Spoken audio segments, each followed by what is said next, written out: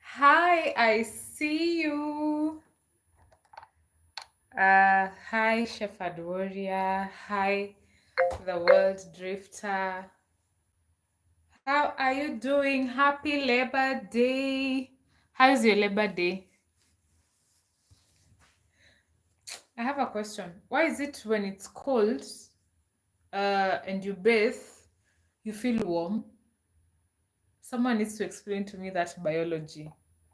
Why is it when it's cold and then you bathe, you feel warm? It's crazy. I don't understand that mathematics. I did not understand. So today our life is going to be interesting. Hey, if you miss out. Mm, mm, mm, mm. So we have three people in the building. I've seen Shepherd Warrior. I've seen the World Drifter. Let me see if I can see the other person. I don't know who the other person is.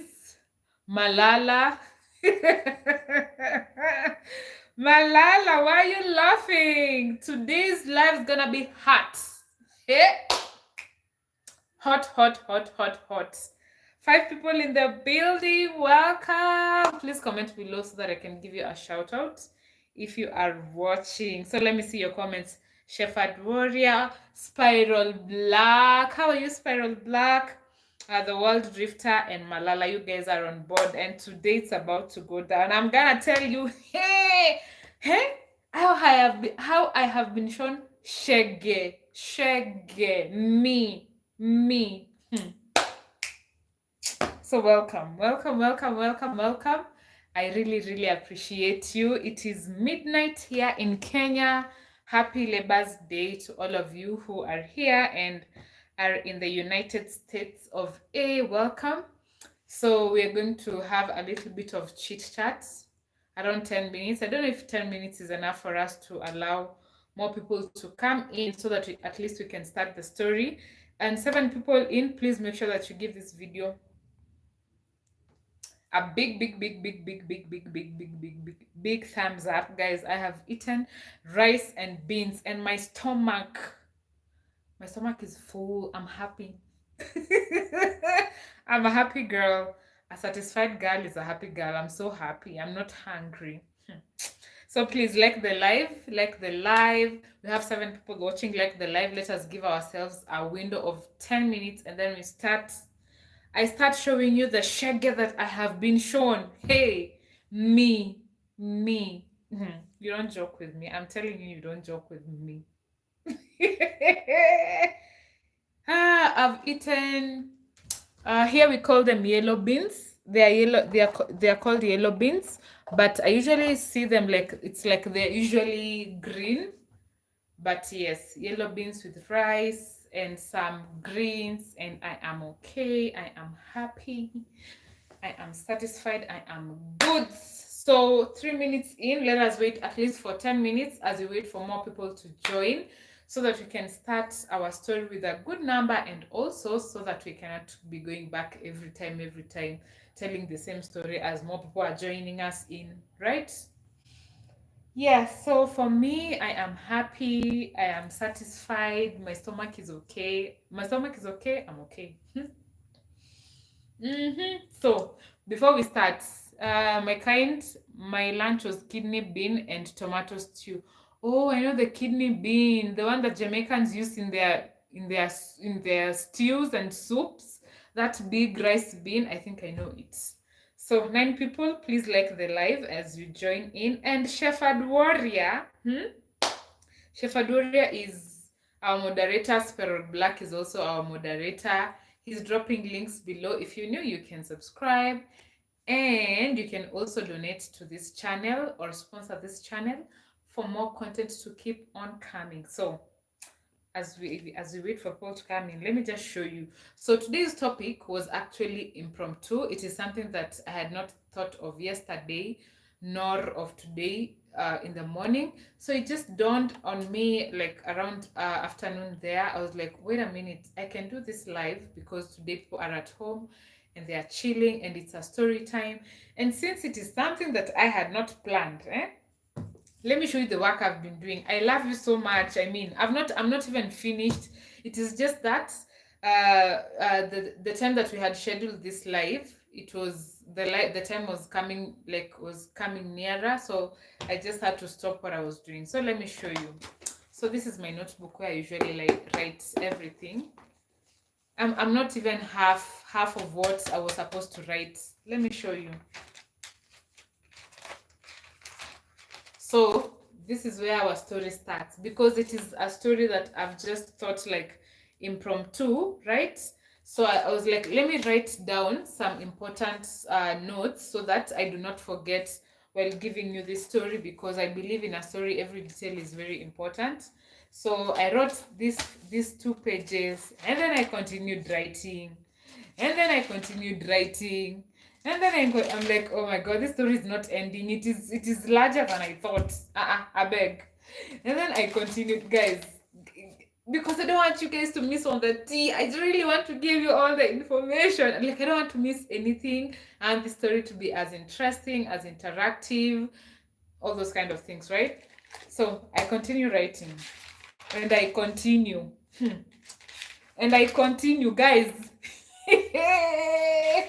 And I continue. So, just 5 minutes ago, I've had to leave it here because now the live was coming near. So I just had to leave it here. But at least, I think I've written 3/4 of this story at least. So, so I was just writing the main points down, so that as I tell you what happened, you don't miss on the story. So we still have 3 more minutes for us to start with our story. As you join in, like the live, how have you guys been? I have been okay. I have been happy. I have been over the moon. I've been all the good things you can think of. All the good things you can think of, and you can also comment below if where you're watching us from. If you're new, welcome. If you're not, comment below. Tell us where you're watching us from today. At least refresh our minds. Let us know where you're watching us from. You're watching me. I am going live from my couch here in Nairobi, Kenya. That is where I am. So you can also tell us, just refresh our memories so that we can know where you're from, where you're watching us from. Yep. So that is the tea. But this story is something that has been happening to me, not for a very short period of time, in fact for a very very long period of time. And this story, I went through so many challenges. I learned very big lessons. It has shaped me to become the person I am today, and I cannot wait to see what the future holds for me. I know it holds for me good things, only good things. Yeah. Yes, so please like the live. Tell us where you're watching us from. Refresh our minds. Thank you so much, Chef Odoria, for keeping those comments coming. We had actually missed you. I think it's been 3 weeks or so, Chef Odoria. I don't know where you were. So every time we were going live, or Nicolene is going live, or Action is going live, we're like, wait a minute. Chef Odoria has been missing in action for far too long. Eh? Yes, so we had really missed you, Chef Adore. We are happy to see that you're back. I hope that everything is okay, that you're peaceful, that you're happy, that you're in good health, and that is all that matters. Yeah. Yes. Pero Black, tell him. We were wondering where is Chef Adoria? Where is Chef Adoria? Greetings, Mark Brown. At least I know Mark Brown is from Jamaica. Yeah. So Shefadura is telling us that he was busy with work. He vanished. Work can get busy. I'm responsible for a lot of duties on my end. It's okay, Shefadura. We understand. We are happy to see that you are able to, find a little bit of time and get to interact with us. We are really, really happy that you're here. Even if you go missing in action again, at least now we will know what the reason is. Hi, Mike Brown. I hope you're doing fantastic. How is Jamaica? Is it summer in Jamaica? By the way, does Jamaica snow? I'm curious. Does it snow in Jamaica? Tell us. I don't know. Yeah. Okay.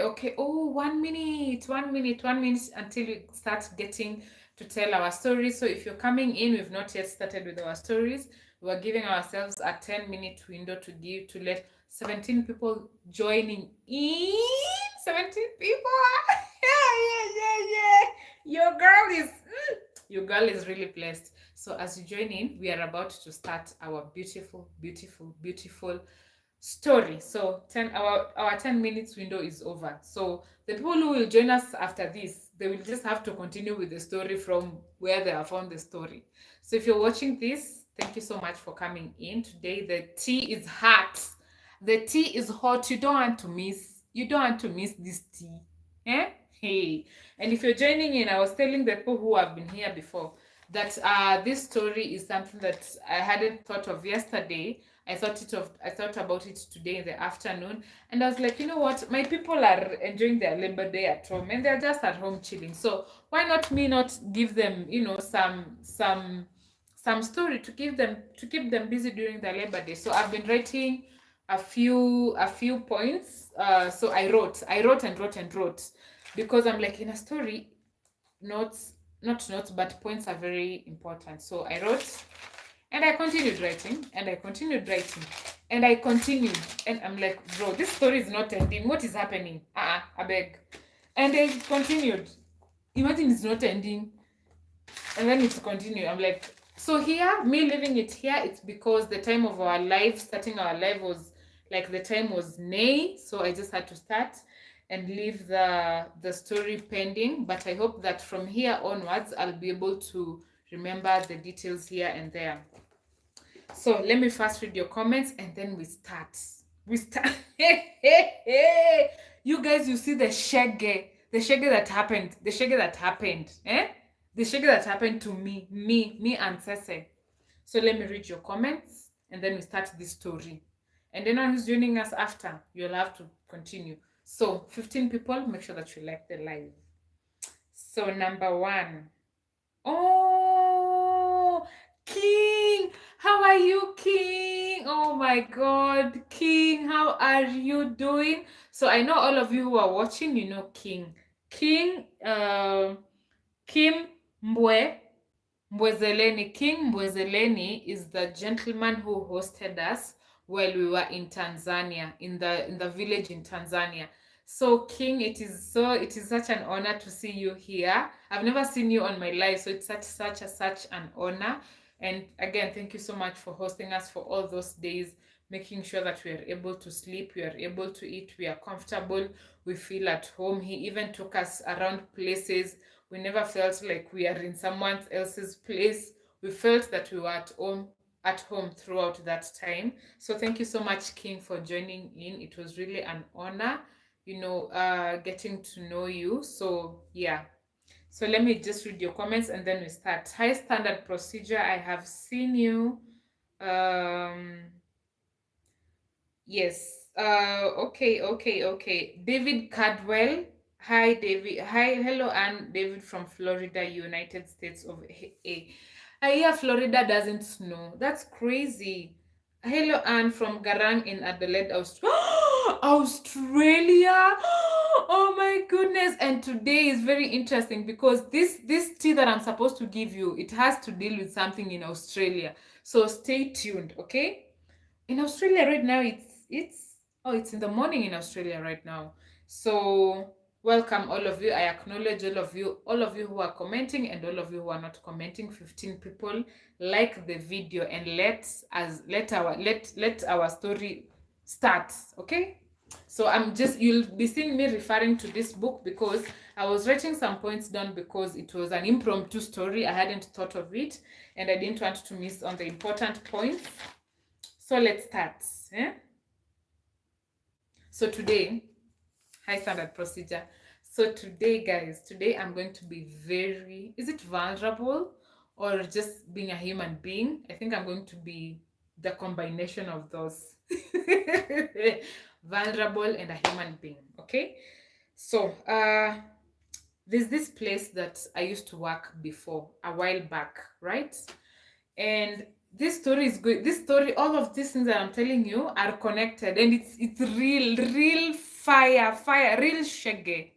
So this place that I used to work before, there's this person who was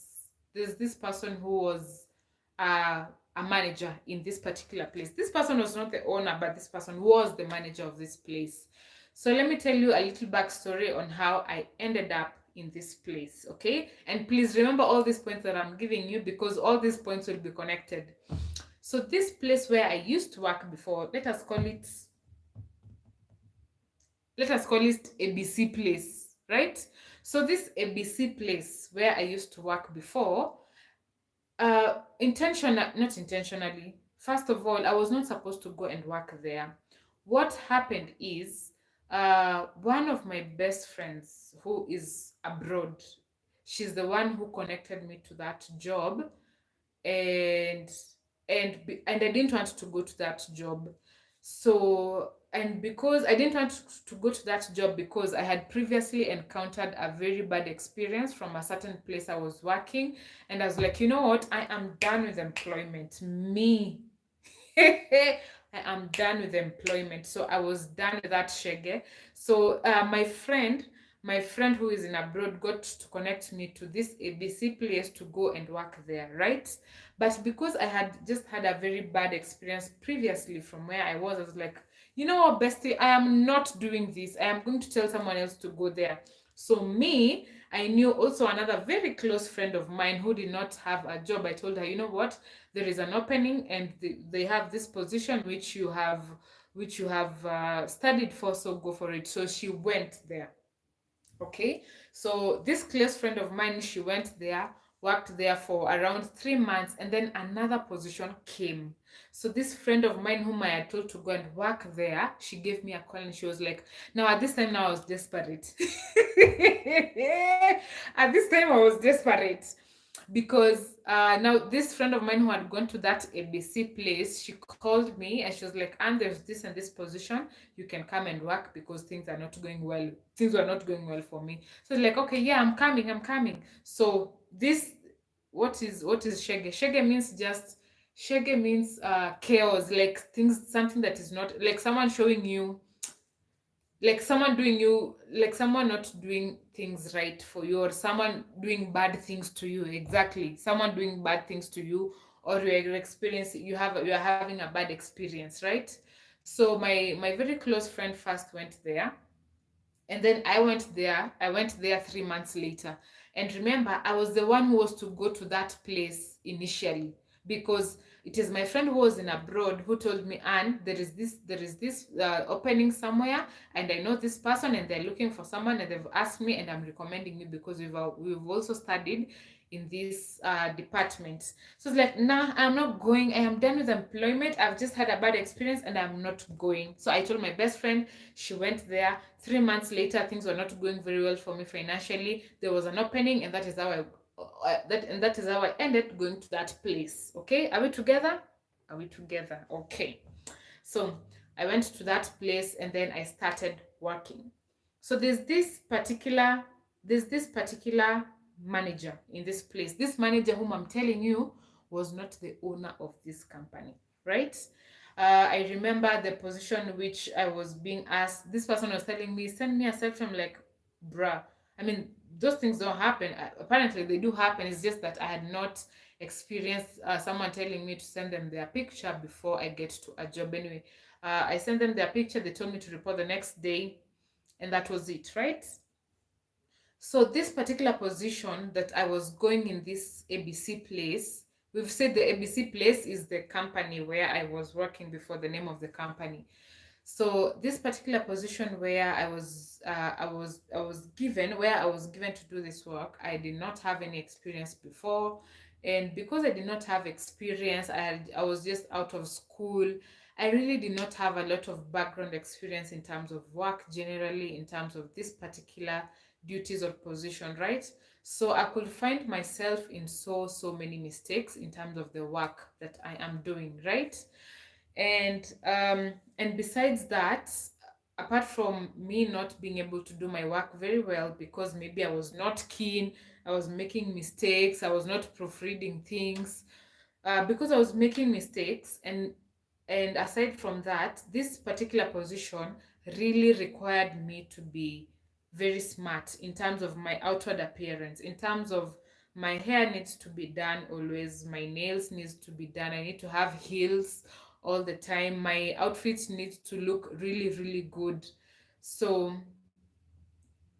this particular position required me to do all of that. Remember, I don't have background experience in this position, and with apart from don't have not having the experience, they required me to have my hair, to have good clothes, to have heels, all those things, which I was not first of all in a position to do because I was just at home. I didn't have money. I just was just wearing the clothes I was wearing. And besides that, I was this very naive girl. Surprisingly, I've grown in town, but I'm so naive. I am so naive. I think up to date I'm just so naive, right? So I didn't have that skill set of knowing that if I wear this cloth and this cloth, this ones will match. I was just wearing anything. I was this type of person. As long as I have clothes on, I am good to go. I never had a keen eye on dressing. I like for me, I could even wear an official trouser, and even an official shirt to a hike, because to me as long as I'm covered, I'm good to go. It really never bothered me that, oh, you're not supposed to wear this, oh, you're not supposed to wear this. So that also really contributed a lot in my mistakes of grooming, doing mistakes, all those shenanigans. So this particular person who is the manager, who was the one who was overseeing my work, was really getting into a lot of trouble with him all the time, every single day, every single day. I used to get in a lot of trouble with him. I used to do mistakes. I never used to wear makeup. I never used to dress well. I don't have heels, and the heels that I buy are those thrift ones that don't look so good. So those were just minusing point. I was just continuing to have less and less points every single day, right? So so it reached a point where this particular person was really harassing me. You see the way, like, you do a mistake at home, and then maybe your parents are on your neck because you're doing a mistake. So that is how I used to feel in this particular position with this manager. Every time they would come in the office, I used to start I used to start what I used to start getting anxious. I used to start getting anxious all the time. And now with the anxiousness, I used to even make now more mistakes on top of the mistakes that I used to do. Are we together? Are we together there? All this information is important and it is connected till the end. So be keen. So on top of being anxious, on top of making mistakes, on top of not wearing clothes well, on top of having bad hair, or rather I didn't have money to make my hair each and every single time.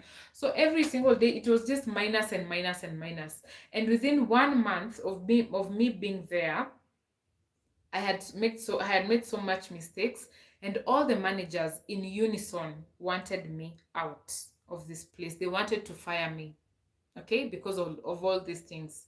Are we together? So let me just go through my notebook and see if I have missed anything.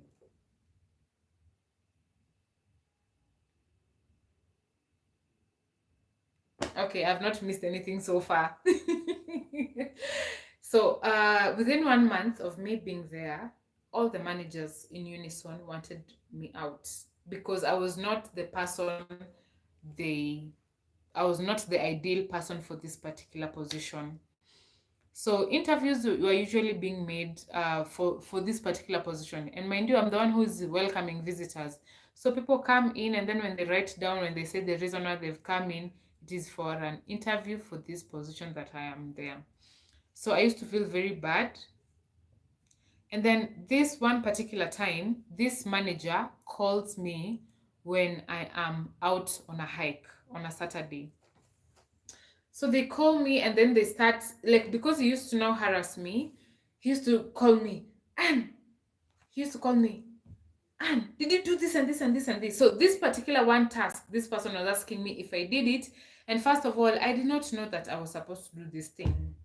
I was never briefed that in my role, I was supposed to do this particular task. So they called me, and I remember I was on a hike just here in Nairobi with a particular friend. They're like, Anne, so they talk with that tone. Anne, did you do this and this and this? I told you to do this and this and this. And honestly speaking, they never told me to do anything. And I did not know that that was a task that I was supposed to do as a person. So they forced me to do that particular task while I was still on that hike. Like they had made me anxious in that way. Like I had to sit down where I was during that hike and start doing the work there on my phone and then send this person. That is how anxious I was during that particular time. Are we together?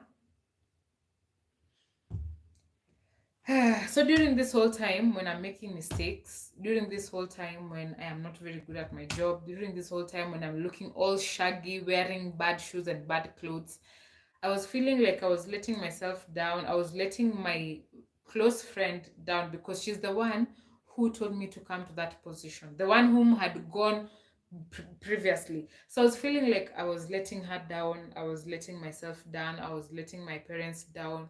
So I was just feeling like everything was not going the way it was supposed to go. And because I had stayed now out of work for like 3 months and things were not good, I really did not want to lose this job at this particular point, as much as I was doing all of these mistakes. So what I decided to do, I decided to pray and fast. So I decided to pray and fast. I used to go and lock myself in the washroom and then pray and pray and pray and pray. When I come to my desk every morning, I pray. I tell myself not to make mistakes, all those kind of things, right? So um so it's the managers wanting to replace me was so bad. Like it was so, like they wanted it hands on, like it was so bad, until this particular person in the company had to call someone who was abroad doing another job to come and literally replace me, because they knew this person before and this person was excellent at their job. So that is how bad everyone in the management team wanted me out of this particular position. So this person from another country. They came, they went for the interview, but something happened. Something happened, and I won't say what it is exactly, but something happened, and but I know what happened. Something happened, and they did not want this particular position that I was in, and they were very stern on it. According to them, they were feeling like wherever they were in the other country, they were much higher. They were much higher in terms of, the position, maybe the salary and the responsibilities, and now you want them to come here and go to something lower. No, they are not going to do that. So this person was very stern about it, and they said, you know what, I'm not going to go for this position, so you better give me a better position. So that is what happened. So this lady, at the end of the day, she never got my position, so she went to another position, of course, with much higher salary. So this particular time while I'm praying and fasting, people are still coming in for the interview. They probably did not get an ideal person. But this very one particular day, let me say, like, let's say, like after a month of me praying and fasting, so that I'm not fired from this position because I need this money. I beg. So this particular one day, after a month, this particular lady comes in. Okay? And the moment I saw her, I knew exactly what she's coming to do, and I knew that she's going to be given that position instantly. Have you ever seen a candidate and you're like, yes, this one is the it. This particular person, This particular person is they are gonna take everything. So this lady came in, I looked at her, I knew exactly what she was coming for, and I knew that she was going to get this position. So what was actually being done is that these positions were not being announced. They were looking for people whom they knew would be very good at this job. That is how bad they didn't want an open interview. They wanted to call specific people who are very good in this position so that they can pull me out, right? Okay, so this particular lady comes in, she writes her name, I see what she has come to do, and she sits down. She was very pretty. She was dressed well, like exactly what they wanted, not the shaggy I was doing, the conundrums I was doing there, wearing all shaggy with bad hair, not wearing heels, not doing makeup, all those kind of things. So this particular lady comes in and she sits down, and she was called by this particular manager, and I knew that this is gone. This is it. I'm gone. I'm gone, because this particular person who had called her, those people who have say in the office, I knew this is gone. So She comes, she stays 1 hour, 2 hours, 3 hours, 4 hours, and the person who called her for the interview never shows up. All the other managers too never come during. It was just a coincidence that none of the managers came during that day, and this particular person who called her for the interview never shows up. So this particular lady gets mad and leaves. Gets mad and leaves. So, and that was the last day that a person ever came to that office to do an interview for this particular position. Okay, so let's just take a pause right there. I so later I came to understand uh, that all my praying and all my fasting actually worked. And I came to learn that as much as people have powers and people have say and people have money, if God says it's a no, it doesn't matter. It doesn't matter who you are.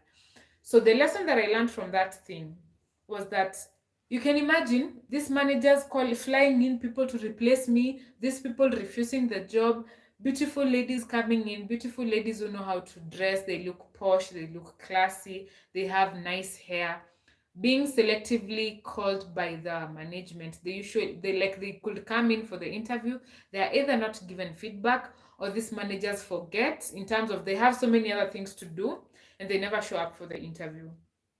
So that is how I knew God really had my back. It did not matter who wanted me out of that position. It did not matter if the owner of the company it did not matter if the owner of the company wanted me out of that company. God had said no. Eh? It doesn't matter if that company is yours. If God said no, it was a no. I know there are people here who don't believe in God, but those kind of instances and things, the small things that those things happen in my life, really, really make me understand and know the existence of God, because that was God.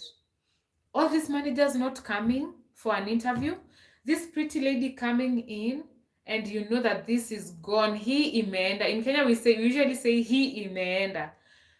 You just know that this position is gone. Yani, this one, the way she has come, the way she's dressed, the way she looks eloquent, you know that this is gone. So it really doesn't, to me, it does not matter if you're the owner of the company.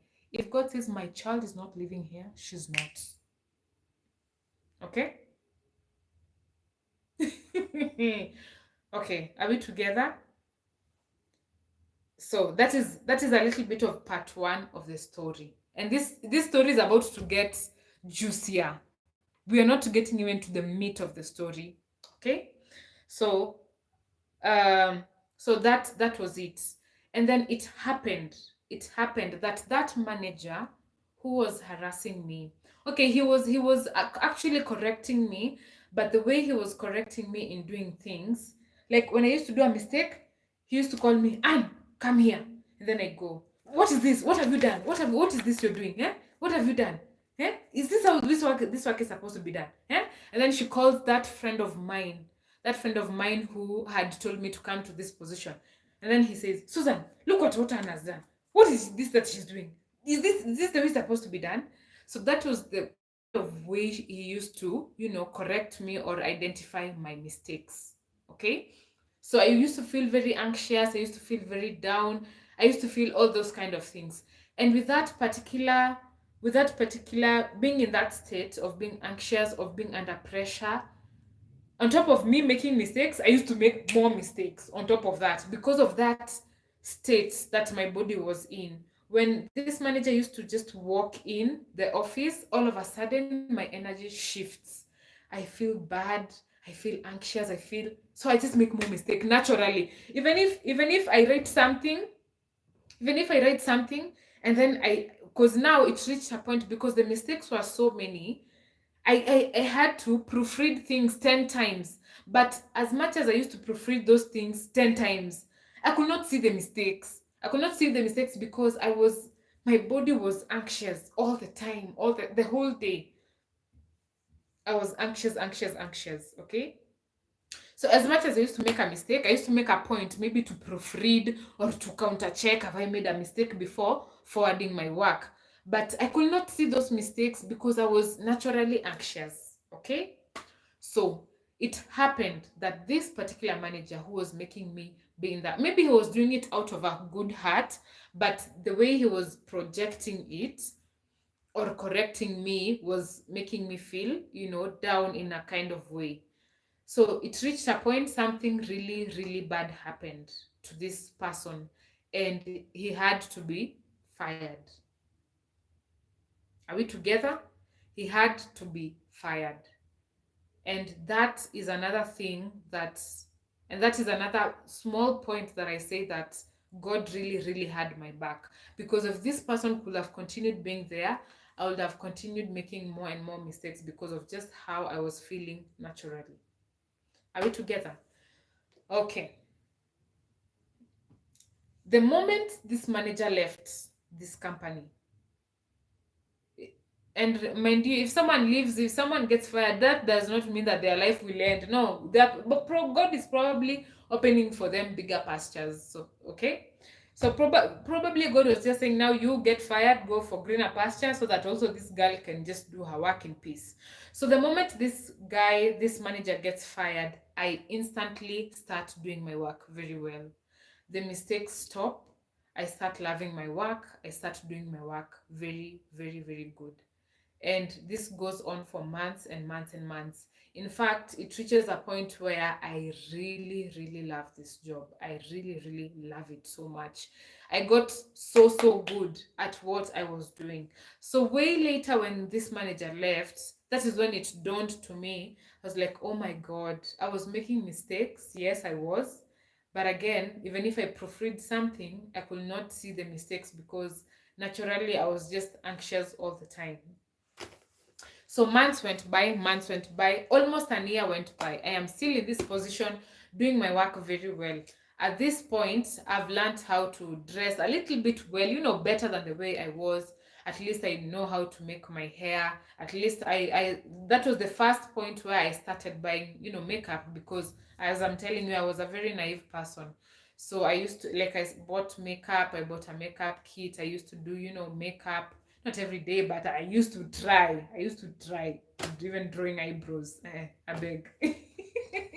So almost a year goes by me doing this work very, very well, and then something happens. Eh? Shege. When I say shege, I mean maybe confusion or something bad happens or someone does to you something bad. So shege happens. Shege happens in the midst of me and Sese. Hmm? Shege happens in the midst of me enjoying the work that I do, in the midst of me actually now loving what I do. Mistakes ended. I'm telling you, mistakes ended.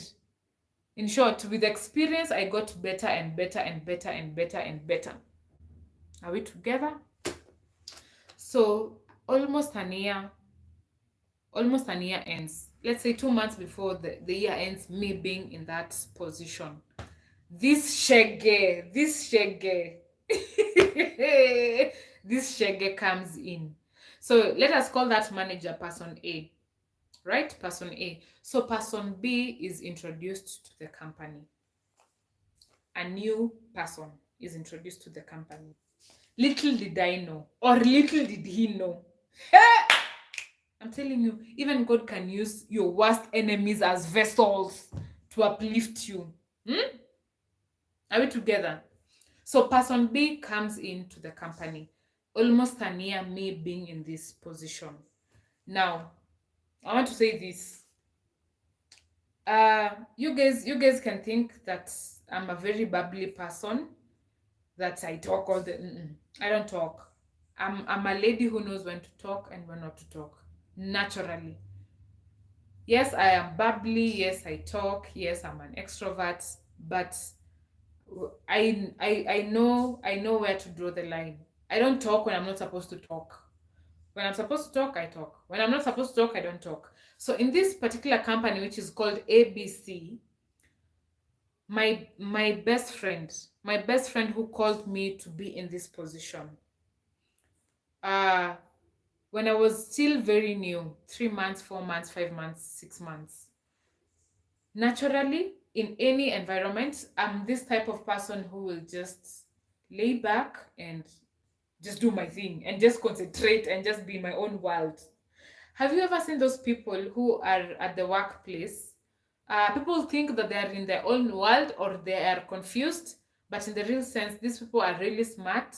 But when you really get to know them, these people are very smart. They are just smart enough to concentrate on their own things, right? So I was this person who used to be in my very, very own world, doing my own things, not in other people's business. I'm that kind of person. And I'm that kind of person whom, even if I am in a new environment, I won't go talking. Why are you going talking in other people's business? Stay put. So I'm a person who usually stays put. I stay put, I do my work and go home. So these particular people in another department used to abuse me all the time, abuse me, make fun out of me, joke, those kind of things to diminish me. And I never used to say anything. I just used to keep quiet. Not because I cannot talk, but I know when the time comes. Hey, when the time comes. So you just talk, I'll just look at you, you just do your thing, I'll just look at you. I'm typically that kind of person naturally. So this one time, this lady in the office abuses me very bad. Back then, when I was still very new, she abuses me. And because this best friend of mine knows who I am, she's the only person in this office who knows who I am. So she calls me and she's like, Anne, are you okay? Because this is not the Anne I know. The Anne I know, the Anne I know is not the person who will keep quiet when things are not. Mm-mm. She's like, are you Anne or what is happening? So that used to happen a lot in the office. People used to really look down on me because I used to keep quiet, do my own things, and just you do your thing there. Even if you're fighting, I'll just look at you. Me, I won't interrupt. You do your thing. Let me do my thing. Even if you're arguing, I'll just look with my eyes and my ears wide open like this. But I won't do anything. I'm that kind of person. No, I am not still in Tanzania. So this person called person B gets introduced to the company. And this person gets a managerial position. And the moment this person introduces themselves, I'm like, my spirit.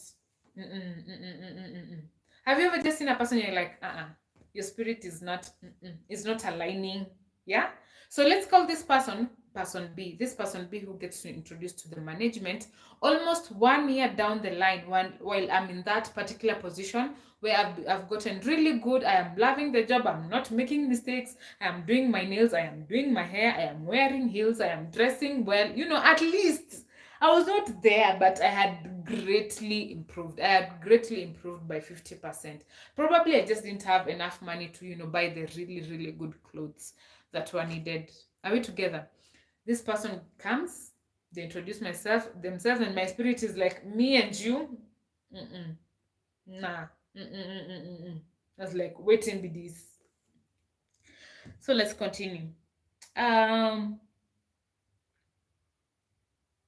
If you see me looking down, I'm just trying to look at my notes because I was writing notes down. Guys, can you imagine all of that talking? I am now on the second page. It's about to go down. And I've not gotten to the juicy part of the story. I've not gotten to the juicy part of the story.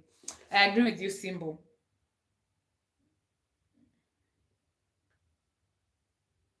So this time when this person is being introduced to the company, I'm good at my work. I had gotten so good at my work in such a way that I would do everything with my eyes closed. If you ask me, have you ever been doing something, like, have you ever done a job for a very long time and at times you just don't think, you just do because this is how it's supposed to be done, eh? I was in that kind of state. If someone comes and asks me, Sase, where is this and this and this, I know exactly where this is. Sase, what is this? I know, like, I just answer you pap, pap, pap, pap, pap. I had gotten good at that. So this particular person gets introduced to the company, and we were doing things analog. A system gets introduced into the company, and this person B, who is in a managerial position, is in charge of this particular new system. So he's the one who is teaching everyone how to use the system, all those things, right? So let me just see here.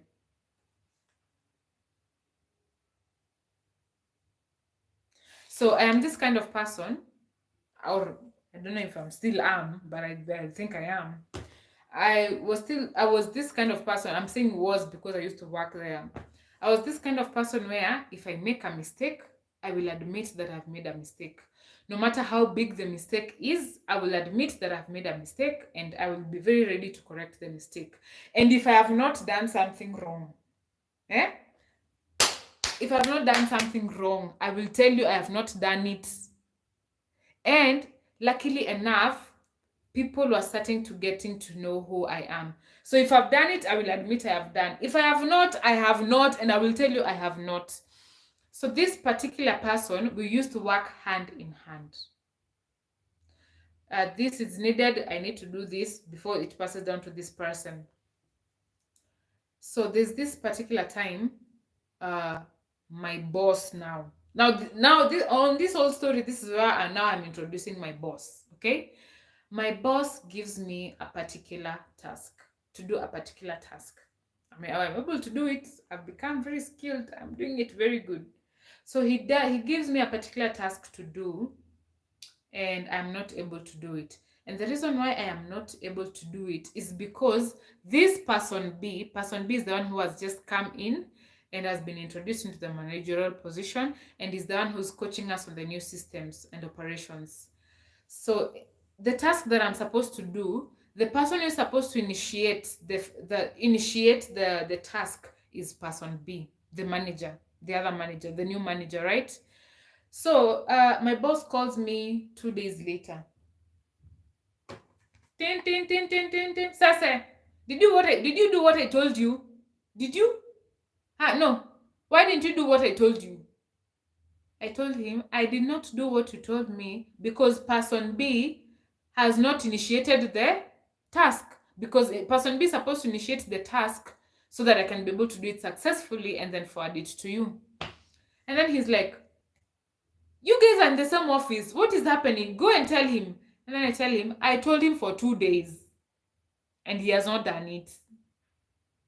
That is how straightforward I was. I told him for 2 days and he has not done it. He was like, you guys are in the same office, sort things and do that thing for me. And then, so what this person B was doing, this person B was vicious. You guys remember when I told you that my spirit did not like him when he introduced himself, right? So this person was actually locking me out of certain systems. Not systems. You see the way you can have, how is it called? Is it a software really? Can I call it a software? Let me just call it a software. Where like if you're an admin, you're supposed to have access to this. If you're a manager, you're supposed to have access to this. If you're an accountant, you're exclusively supposed to have access to this. So like that. So there are certain functions that I was supposed to do in the office, but this person was just not allowing me to access those type of things because I don't know, they thought that I would steal something. I don't know. Or maybe they thought that if I have more access, I would have more power. You get what I'm saying? It means like with this type of system, the more access you have, the more power you have. So this person was intentionally locking me out of certain operations that I am supposed to access to do my functions properly. So that is what happened. So I went to him when my boss called me and I told him, yo, so and so amesema has said you give me access to this and this and this so that I can be able to do my functions well. And he was in a mistake because he's the one who had not initiated the task because I did not have access to that particular part of the system. Are we together? So this person, first of all, did not like me because of that. He did not like me that if you're wrong, you're wrong. Me, if I'm wrong, I'm wrong, and I'll just accept. So that ended. He was very bitter because I told the boss that this so and so has locked me out and I'm not able to do this. So he looked like the bad guy and he did not like that. Are we together? Anyway, so that passed. I did my task and things continued. Things went on smoothly and smoothly and smoothly. So this particular one time, You know, the boss can tell you, you do this, and then this person, and then the boss tells, like, the boss can give different tasks to different people in the office, right? So this particular time, the boss gives one particular task to this person B, the new manager, and he tells him, yo, do this and this and this. I cannot remember what it was, but at the end of the day, he had made a mistake. And remember, him and I are working hand in hand. So he tried, He tried to pull that string on me to say it is me. And it was a big mistake to say it was me. And me, I know it is not me. Eh? And because I had become very good at my job, because I was very alert with everything that is happening in the office, I told him straight to his face, yo, you did not tell me to do, I'm not the one who made the mistake. You're the one who made the mistake. And I had screenshots. So I even did not wait for him to end the call, because person B had called me and was like, you're the one who did this and this and this. Yes, I was doing a task, but the specific instructions were from this person B. And the very good thing is that they had written it as a message. Here in Kenya, or rather, or where I used to work, where I used to work, we really used to operate a lot with WhatsApp. WhatsApp is like an official communication here. Even WhatsApp is used more than calls. So, and because I was very alert on every function that happens in the office, I could vividly remember that these instructions were from this particular person B. So I went straight to him and I told him, yo, on 5th of July at 8:30 a.m., you told me to do this and this and this. And here is the chat. So I was that type of person. So if he makes a mistake, I will tell him to his face. So he did not like that part of me. That straightforward part of me. Because me, I never used to try to beat around the bushes. I was like, yo, you told me to do this and this and this, and this instruction came from you. So don't say I'm the one who made the mistake. You're the one who told me to do that. So he did not. He was troubled. This man was troubled. This man was troubled by that by that character of me. And as I had told you, uh, people knew. You can't say something is Sese. Like Sese has done something. If she has done, she will admit. If she has not, she won't. You won't coerce me to admit something I've not done. Are we together? This story is about to get juicy. Don't go. I cannot believe we're on the second page, guys. Are we going to finish the 10 pages I've written? Is it 10 or 20 pages? I beg. So let's continue. Please don't leave. Oh, we finished page 2.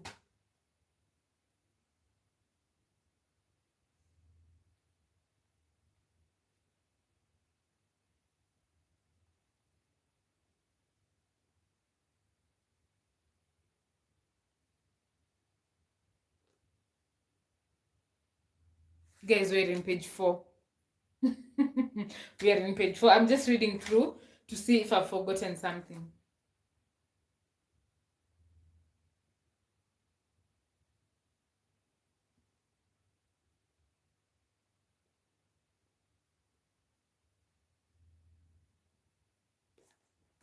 Guys, we are in page 5. Ooh, God is good.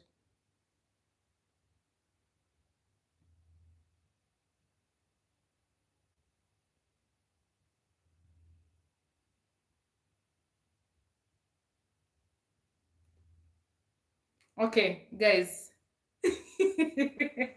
Okay, guys. So let us just take a short pause. A short pause on person B, who does not like my assertiveness, who does not like me telling him that he's wrong and telling him straight up, and yet he's a manager and I'm just a peasant. Right? So let's just take a short pause there and go. Let us trace back, flashback. Let us flash back on something that I have not mentioned.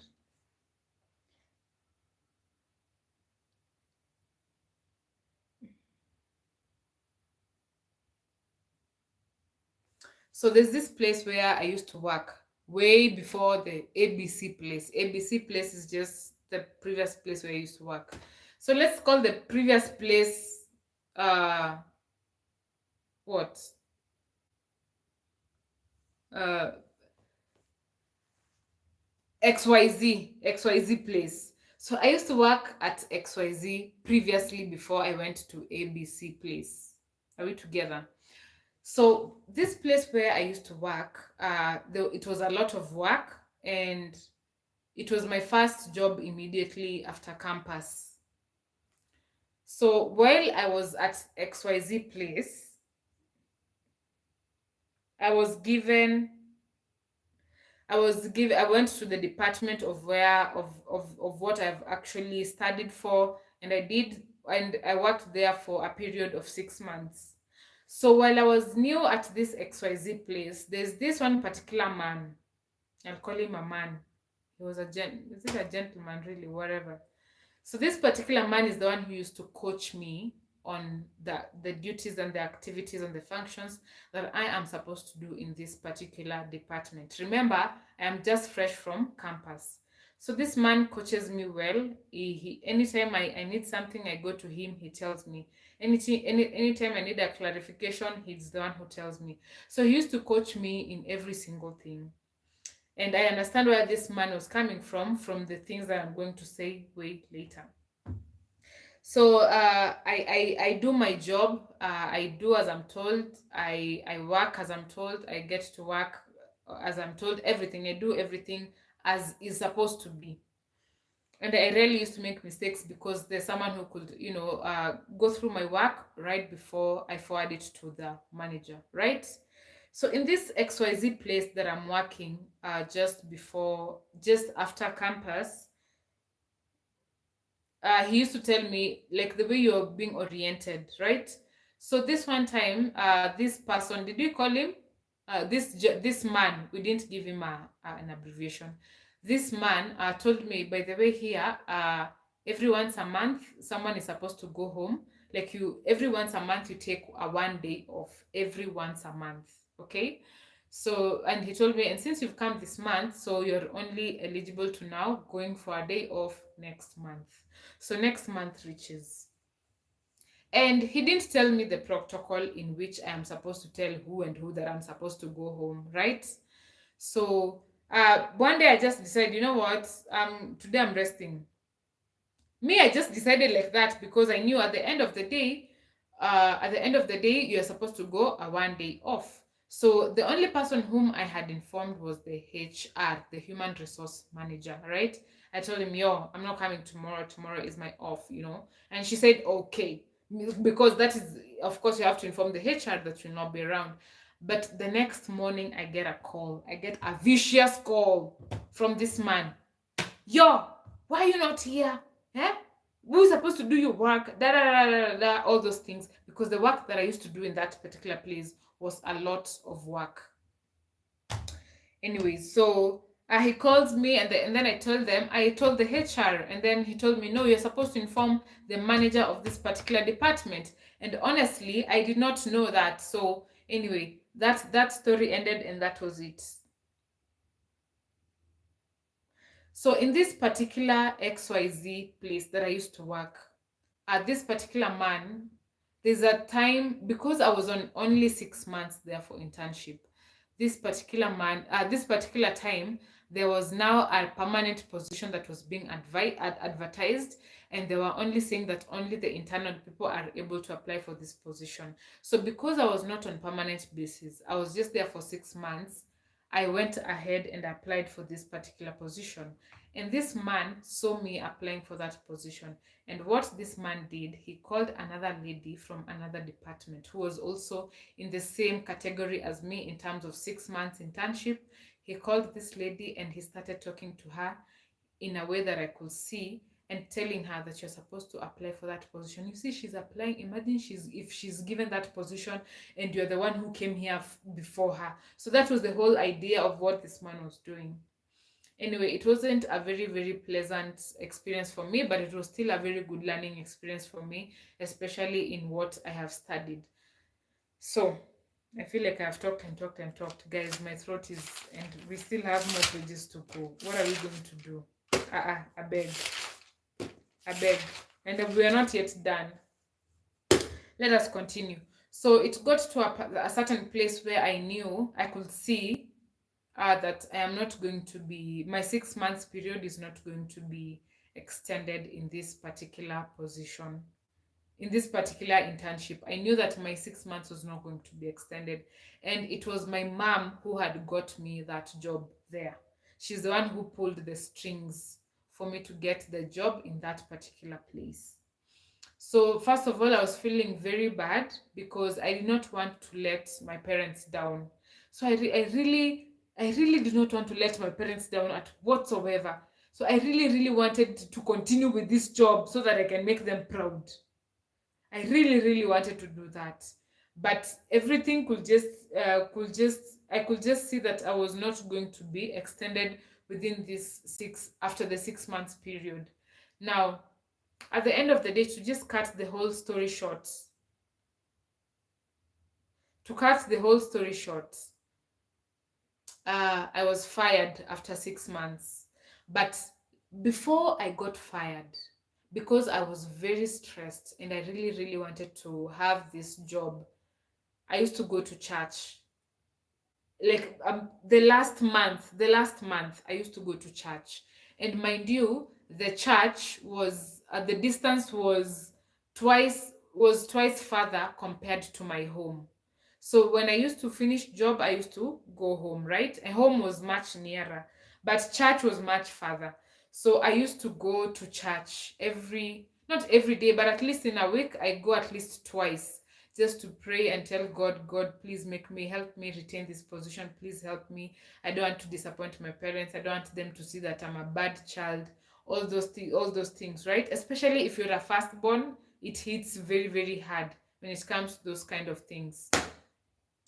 So I was so desperate. You can imagine me going to church the distance was twice as farther as home. So I was really, really desperate.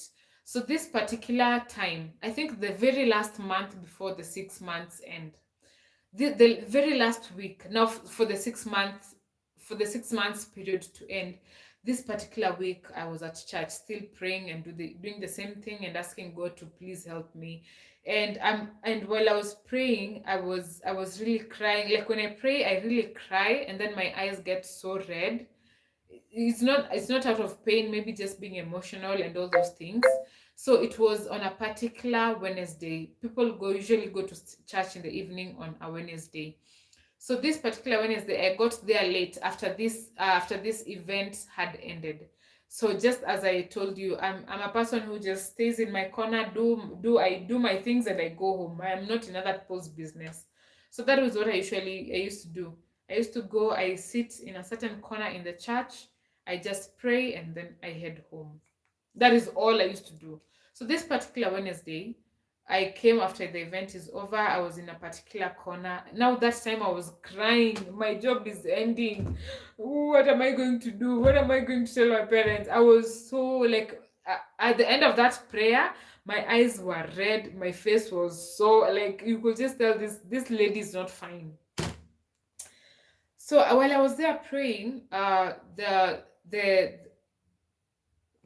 very top person, or rather the apostle of the church, just passed by.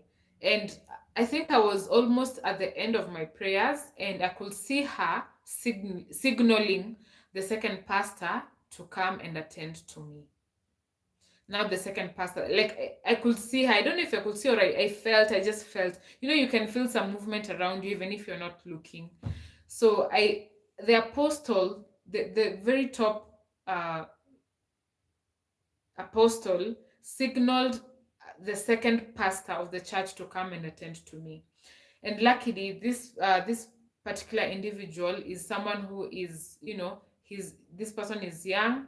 This person has gone through all the things that we are going through. This person is able to understand when you tell them something. So we sit down. I tell them what I was going through. I tell them what I was praying about. But the very thing that was really, really, really troubling me is me not disappointing my parents as a firstborn. So we talked about it, we prayed, and then I head home. Of course, I felt much better after heading home. And I just want to put this across. As a firstborn, you really tend to do a lot of things, not for yourself, to just not to disappoint your parents. Guys, I'm telling you, eh? I used to read in school. I used to read like nobody's business. Eh? I used to read. I used to read so that I don't disappoint my parents. My grades should be in a line like this. Eh? So that just by the simple fact of not disappointing my parents, I can assure you, if you ask most firstborns, they'll tell you that at times you just do things so that you don't disappoint them. So I used to read. I used to stay up to 2 a.m., 3 a.m. In high school, I used to read. In campus, hey, it was worse. I used to read like this. So I went home. I went home. I eventually got fired. But this is the thing. This particular HR who fired me, she fired me very unfairly. Number one, she fired me because this particular department did not have enough individuals. Hey, Popo, this particular department did not have enough individuals to do the work that was in that particular department. So I was fired unfairly, and this particular individual, she was a woman, and as a person, I usually have very big hair. Like my hair gets to my back, and she never used to like that. Her hair was scanty, short, and healthy. And me, when I rock my natural hair, I look like a goddess. Eh? I look like a child of God. I look like I've been dropped down straight from heaven. So she never used to like the fact that I had way better hair than hers. Yes, she was very pretty. So she didn't like that fact. And I will say this because I'm saying this because also a friend whom I had made in this XYZ company also mentioned that particular thing to me when I had never mentioned it to anyone else. And the reason why I'm also saying that she fired me unfairly is also because the general manager, the manager who was overseeing all the operations in this XYZ company, did not ever get to know that I was fired until 1 month later. Because this friend, this very close companion that I had made at XYZ company, people used to see us together a lot. So she called me and she was like, you know what, Anne? So and so has asked where you are. She's asking, hey, you've really lost. She's asking where you are, and then I had to tell her that you got fired. That by that simple fact, you can truly know that I was fired unfairly because there was particularly no reason. Little did I know that me being fired was from this place was God opening for me a way bigger door. Okay. So I'm just giving you that little short story of of that place because this story is going to relate to another story in this ABC company. So I got fired and things went the way they went. And then 3 months later, I got to go to the ABC company after my very close friend told me to go there that there was an opening. I hope you are together in this story. So let us go back to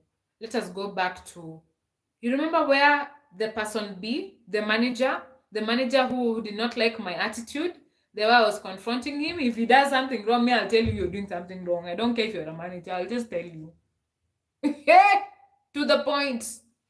So I've also come to learn that as I grow, as I interact with people, as I get to meet new people, I've come to learn that at times when I say something, it might come out so right, but honestly, it is coming out from maybe a point of, the thing is just the way it is.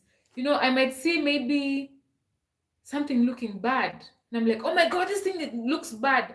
But I'm just pointing out that this thing actually looks bad, but I'm not pointing it out from a point of, maybe feelings or envy or maliciousness. No, I am just simply stating the way something is. So nowadays I'm becoming very conscious of that, and when I talk something, I maybe talk in a slightly lower tone. I say the thing in a very good, from a very genuine place, but the way I'm saying it, are we together? So this person B, who did not like my attitude, my personality, my character as an individual, now it is closing down to almost an year, right? Working, working there, and then like a few months, like 2 or 3 months now, working with him hand in hand, because he has just come in when I'm still in that position. So something new gets introduced in the company. This person was, however, a very smart person, very innovative, very creative. He brought in a lot of changes in the company that bettered the company. So this particular person B, who is the new manager in a particular position, and they used to work one hand in hand with them, he gets to introduce this thing called a call center. Hey, call center was shaggy. Little did I know, or little did he know. Let us continue. So this call center gets introduced, and now I've become very good at my job. I know I'm supposed to receive calls, respond to emails, attend to clients, do this, do that. I was very hands-on, very, very, very hands-on. Things were doing very well. A call center gets introduced, and the way it used to work in this ABC company is that when a client calls this call center, that the call, that particular call, will ring in everyone's phone. So if anyone calls a call center, the official number of the company, if someone dials that number, that phone call will ring in everyone's phone. Are we together? So the first person to receive that call, that person will be the one who will be able to handle that client. And this was very, very important, because it was coming in handy when it comes to sale in property. So the more calls you receive, the more clientele you receive, the more sales you make. So a call center gets introduced, and it comes as a surprise that I'm the one who is taking so many of those calls. I had my phone like this. When a phone rings, even 1 microsecond does not end, I had my phone on my hand 24/7. So when the call center rings, and there used to be a history. So the person who is managing this call center, he is able to see who is receiving what call. So let's say 20 phone calls ring in a day. 13 of them, Cesar will have received those phone calls. I was very quick. I was quick. So when a phone call rings, Cesar, everyone knew. In fact, it's reached a point where when the call center rings and people have not received, I just could hear from the back. That is Cesar. Cesar has taken that call. So it became a normalcy anyway. But I was doing that because I know the more calls you make, and the more calls you receive, the more clientele you have, the more sales you're going to make. So that was the whole ideology. So for you, the faster you are, the better for you. So you better be chap. I mean faster. You better be fast. So it surprises the managers that Anne Sese is able to communicate with these clients eloquently, efficiently, and patiently. That was a shock on them. Remember, these managers, at the end of the day, they did not like me because of how I dressed, the way I was, And way later, I came to know that person A, the manager who left before, had actually left a picture of me in terms of I don't receive the phone calls in the office, or rather, I was just incompetent in receiving the phone calls in the office and responding to clients. So that was the kind of picture that he had painted for me. But this is something that I came to know way, way later, because it reached a point where the phone of the office that I had, that particular phone number, they stopped advertising that particular phone number and they put in another number. So when that phone number was like, they stopped using that phone number for advertising and they start using another one for advertising, and then when they came to know that actually Ancestry is actually good, then they again returned that other phone number that I was using back to the advertisements, because within the call centers it will also record the phone, it will also record the call, so you could actually listen what Ancestry is saying and what the client is saying, how I'm responding or how I'm handling the client. So they got very, very impressed. Are we together up to there? So little did I know that this call center was going to work against me or with me. Are we together? So it even reached a point where in meetings I could be singled out by the managers, and they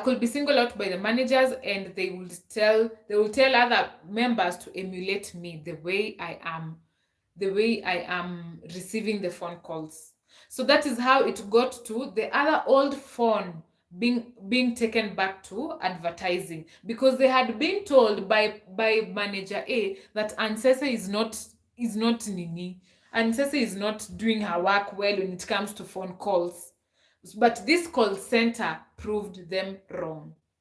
Again, I will say this. That is how you know that at the end of the day, if God says it's a yes, it's a yes. So that phone number got back to, they started advertising that phone number. So not only did they have the office phone number, I was also chap when it came to receiving the call centers. So I had an upper hand compared to most people in the office. Are we together?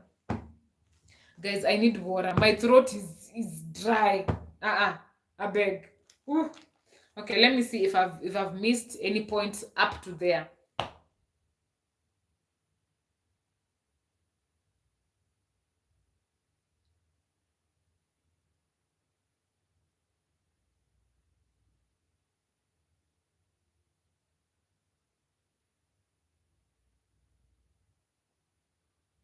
Okay. So during this whole journey, during this whole experience, when I go out with my friends, I never knew. You might be good at something, but you don't know until some people point it out for you, right? So I did not know myself. I did not know that I was really good in receiving phone calls, in handling clients. I was so good in such a way that if someone calls and they are angry or they are complaining, I'm going to handle them so well. By the end of that call, they'll just want to deal with me and me only. As much as someone else made them feel bad in the office, they'll want to deal with me and me only. And that also gave me an upper hand in the office in such a way that if I handled this client well, and in future they wanted a property, then they will reach out to me because of how well I handled them. So even when I go out with my friends or when I visit my friends in their home, because the call centers will ring anytime, even if you're in your house, you're outside. So in certain instances, the call center will ring when I'm out with my friends, when I've visited my friends in my home, and at the end of the call, my friends will be like, wow, Anne, you are so good. You are so good. So that is, I didn't know I was good. I was just being me. I was just attending to clients the way a client is supposed to be attended to, right? But now people started pointing out to me, oh my God, wow, Anne, you are so good. You are so good. You are so good. You are so good. I'm like, okay, as I didn't know I had that, but now I know, So that is how I got to know. For me, I was just attending to a client the way a client is supposed to be attended to. Listening to you, giving you what you want, and yeah. Are we together? So the call center worked against or with me. So we are going there. So this particular person B is the one who introduced the call center. So he decided, because this lady is such a, she's just confronting me every time I'm making a mistake. What is wrong with her? So this person decided to use the call center against me. Little did he know that I got Jesus. So this person decided to use the call center against me. Remember, out of 20 call centers in a day, 10 of them, or even 10 maybe, like the person who was receiving the highest number of call centers was Anne Sese. During this whole time was Anne Sese. The phone rings, sure, I'm there. The phone rings, sure, I'm there. Guys, please remember to like the live. You can also buy me coffee. You see my throat is dry. My throat is dry. You see, I've written all these notes just to give you the tea of this story. So you can donate, you can sponsor, you can send a super chat, you can buy me coffee, all those good things. So this person decided to use the call center against Anne Sese. So he went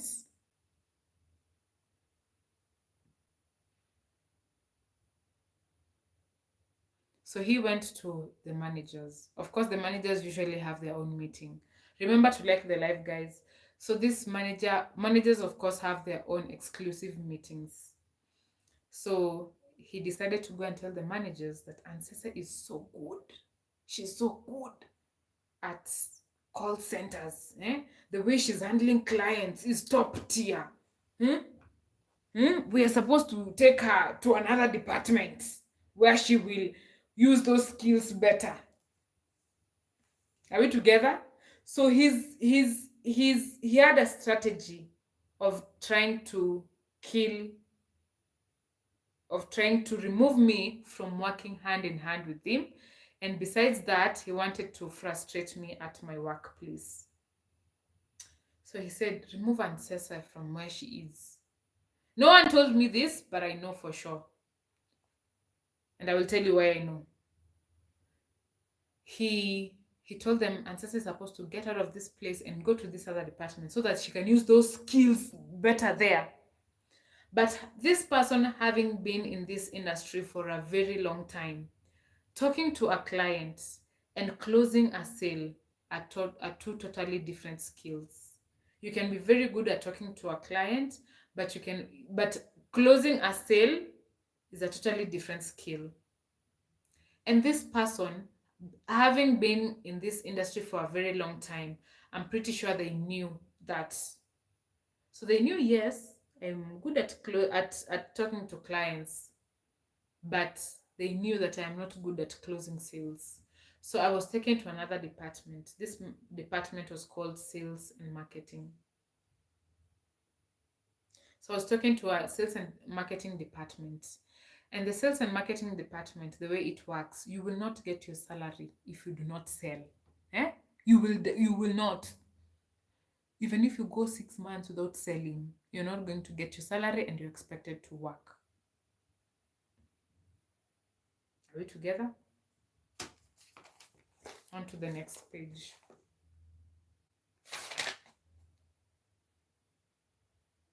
So while he's spreading the news to the other managers that Sese is supposed to come from the admin and go to the Sales and Marketing, I'm being called by the managers, by one particular manager. Hello, Sese, we've decided to promote you. You're doing a good job, so we've decided to promote you to Sales and Marketing. Indeed, it was a promotion, but to me, I never saw it as a promotion. Number one, I felt very, very bad. I felt very bitter because this other job that I was doing, the admin job, I had gotten very good at it. I was excellent at it. I was hands-on at it. I had come to grow and love this particular admin job. So you telling me to come from what I know to what I don't know, it's another conundrum. It's another conundrum because I will start imagining again, myself starting to learn new things. The way in admin, I was also learning other things, new things and making mistakes. Now again, you want to take me to another place, and then I start making mistakes and learning things. The mathematics was not mathematics. It was not. It was like, I beg, I am not going to that. Now, as just the way straightforward I was, I just told her, no, I cannot go to the sales and marketing department. I told them. My efforts did not bear fruits anyway at the end of the day. So I got very stressed. Because for you to get your salary, you have to sell, right? And where I was in this administration position, my salary was very small. It was very small, in such a way that I was using to the very, very last penny of it. At times, I could even go on debts. But again, I had there are these small groups that are called chamas here in Kenya. Chamas is where you can come like a group of 5 people or 10 people, and then you say, each and every month, each and every one of us is going to contribute $30, $30, $30. And then you go line by line, giving money to a different person each and every single month. So if you're 30 people, if you're 10 people and you're giving out $30, then the first person is going to get $3,000 the first month. Is it 3,000? No, 300. Yes, $300. The next month, the second person, the third month, the third month, like that, until all of you get your $300, and then the cycle continues. So the reason why I was in this particular chama, or the reason why I could get in this particular group, it's because it helps you, like, like you have this responsibility, you have to do it. This, like, compared to me, yes, I can save that money, but at the end of the day, I might end up using that money even before the month ends. So to me, I felt like it was better that if I know that I have this responsibility of giving this amount of money each and every single month, then it was like just me saving, but in a more disciplined way, right? Compared to maybe me saving that particular amount of money, let's say like in 10 months, you'll get that maybe like in 10 months, I'll be having less of that money, because if you have money there, then you're going to use it, right? So I used that small salary. I used to use it till the very end, and then I was in this small group. I used to give like $30 each and every single month. So it used to help. So I did not have any extra. Hey Ronnie. So I totally did not have any extra at all. And that was the major reason as to why I was very afraid, I was anxious, I was bitter, I was unhappy. I was so unhappy, such that I had even to write a letter to all the managers. I was just something else. I wrote a manager to all the I wrote a letter to all the managers, and I CC'd them. And apart from sending soft copy, I even sent hard copy to each and every one of them. And I told them, I do not want to go to sales and marketing. I am okay in administration. I am okay. I do not want to go there. And what also I was not okay with it is, why are you waiting for me to get good at it, and then now you remove me from there? The mathematics was not mathematicking. It was not doing its thing. So I got so mad. I got so mad, I went to see the boss. I want to go now see the boss. I don't want to joke. Me, I don't want to go to sales and marketing. Why are you taking me to sales and marketing? I don't want to go there. Leave me where I am. I am okay. So I went to see him. And I told him, I do not want to go to sales and marketing. My efforts did not bear fruits, my people. It did not. It was a very, very sad day for me. And it had reached a point where the people of the back office, we were so together. We had become very good friends. We used to share a lot, take lunch, all those things, go out together. So the back office people, me included, were very, very close. So you remember person B, the new manager, is the one who put out the word for me to be taken to sales and marketing. So the next during the weekend. Eh? I told you WhatsApp here is a very official communication platform. So I get a message from one of the managers. Hello, Aunt Sese. From Monday, you will be joining sales and marketing. I have never been stressed in my life. Oh my God, I've never been stressed in my life. I cannot forget. I cried so bad. I remember I even went to one of my friends and then I stayed there. I gave her all my frustrations. I cried, I cried, I cried, I cried, I cried. I cried, I cried, I cried, and I felt so bad. Please, David, don't go. The story is about to get juicier. Guys, I need water. My throat is dry. I beg. So, on Monday, I went to the office and then I found my sales and marketing team desk, my sales and marketing desk, and I sat down. I sat down a very sad, unhappy, anxious person. I was so sad. I was so unhappy. I was so stressed. And what was stressing me so much is that I did not know where I would get my rent for the next month. Because this other position for admin, the salary was little, so I was just using, I could really save. The only money that I was able to save was the one for the group that I am telling you. That was the only little money that I was able to save. Now, you remember I've told you the back office, we were very close. We were very close. We used to share a lot of things. So that particular Monday, while sitting at that desk, all of us were deeply saddened. First of all, we were deeply saddened because we knew how sales was. It was not a very easy journey. It was not, so they will feel very, very sorry for me. And also being, now it was like now I was being separated from them again, because now you see we are in different departments, and the sales and marketing people most of the time they used to be out. But the thing that was really, really stressing me out was that where would I get money to pay my bills? Guys, tell me if I need to cut this story short, because I don't see it ending. Is it going to end? Anyway, let's continue. So that particular Monday, when all of the back office are very saddened, like we were so together. If something good happens to someone, all of us were happy. If something bad happens to someone, we were all sad. We were that united. So we were all saddened. I was saddened. I was stressed. I was unhappy. I was so stressed. But this particular person B, who was also part of back office, but he was a manager. It was the happiest day of his life, and that is how I got to know that it was him. The way he walked that day in the office, the way he passed by where I was seated, he passed by there 20 times. You could tell from his body language how enthusiastic he was, how happy he was that his mission was finally accomplished.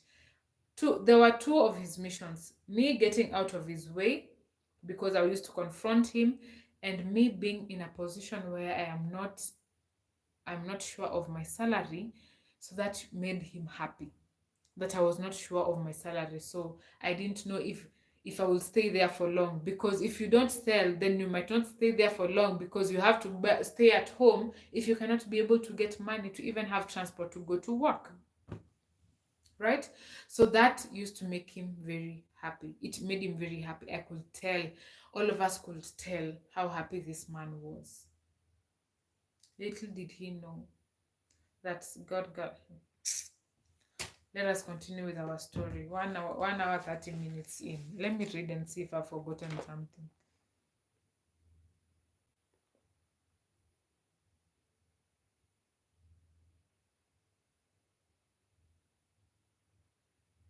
So in sales and marketing, you have to make videos, you have to make flyers, you have to market yourself as a person, you have to market yourself as an individual. So this particular day, I'm just seated on that desk. I am stressed, but I do what I gotta do. And this I decided to do a video for this particular project that we have. I sit down, I research for like 3 days, and I decide, you know what, let me do it. Let me just do a video at least to get myself started, you know. So I do my research very well. um the day that I've decided to do a video, I make sure that my hair is good, my outfit is good, everything looks good, I have makeup, check everything. So I decided to do this particular video, the very first video, while in sales and marketing. So this particular person who's shooting, the media person, remember the media person, he is a back office person. So we have the same language in terms of, communicating and everything. So I tell him, hey, yo, I have a video I want to go and shoot. So, hello, Hezron. So we go and start shooting the video. And naturally, I am a bubbly person, I am a happy person, I'm a cheerful person. I rarely get mad. So we start shooting the video. And I just shoot it. I'm like, because I'm stressed. Where am I going to get my rent for next month? I beg. I'm so stressed. Hey, leave a girl alone. No.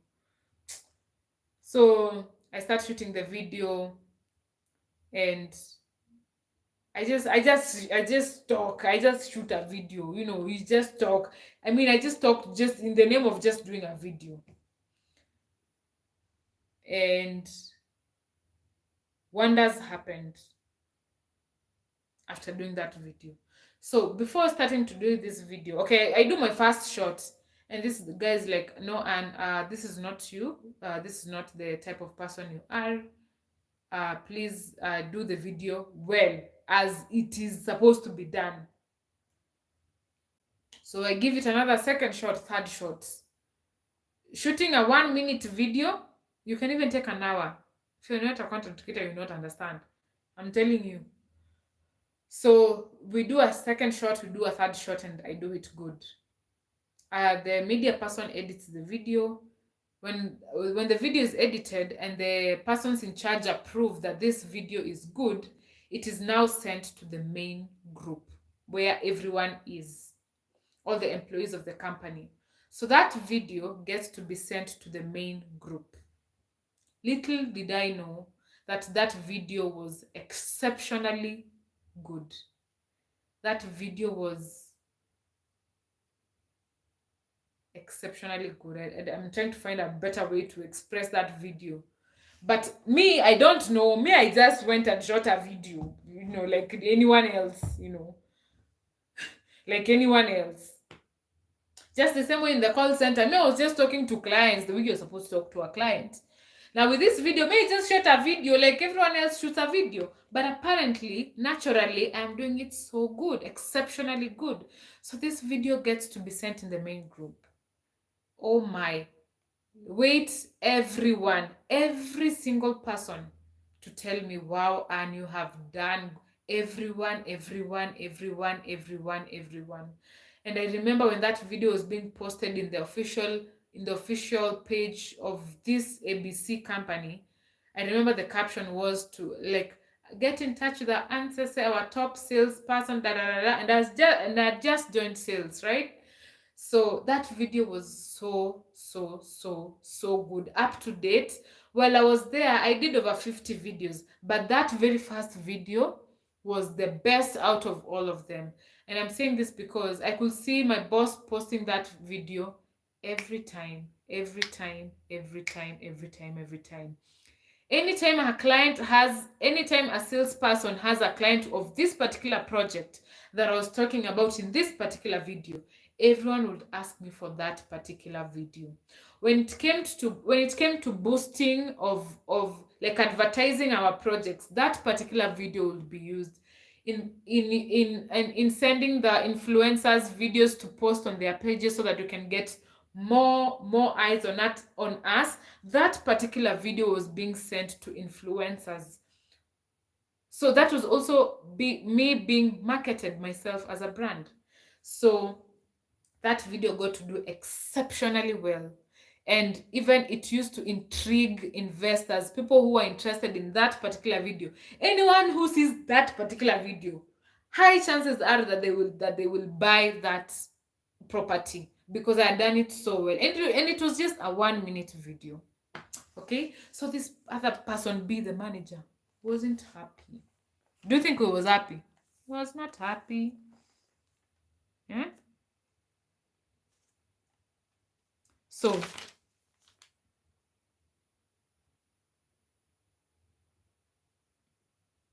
So let us go to, guys, I hope you don't get tired. Just listen to this story. I wrote all these pages because of you. Wow, we're almost getting there. But this is just like, let's say in the next less than 1 hour we will be done, I promise. Okay, so this video gets to do well. The 12 of you who are watching, thank you so much. Let me just go and take a cup of water because my throat is dry. Let me go. Give me just 30 seconds.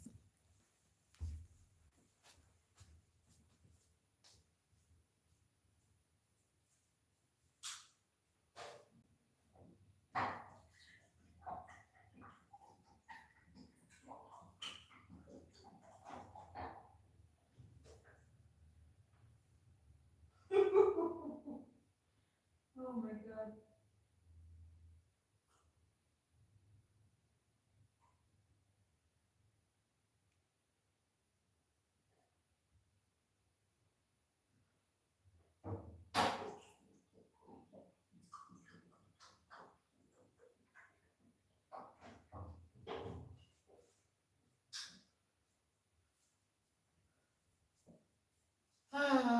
I'm back.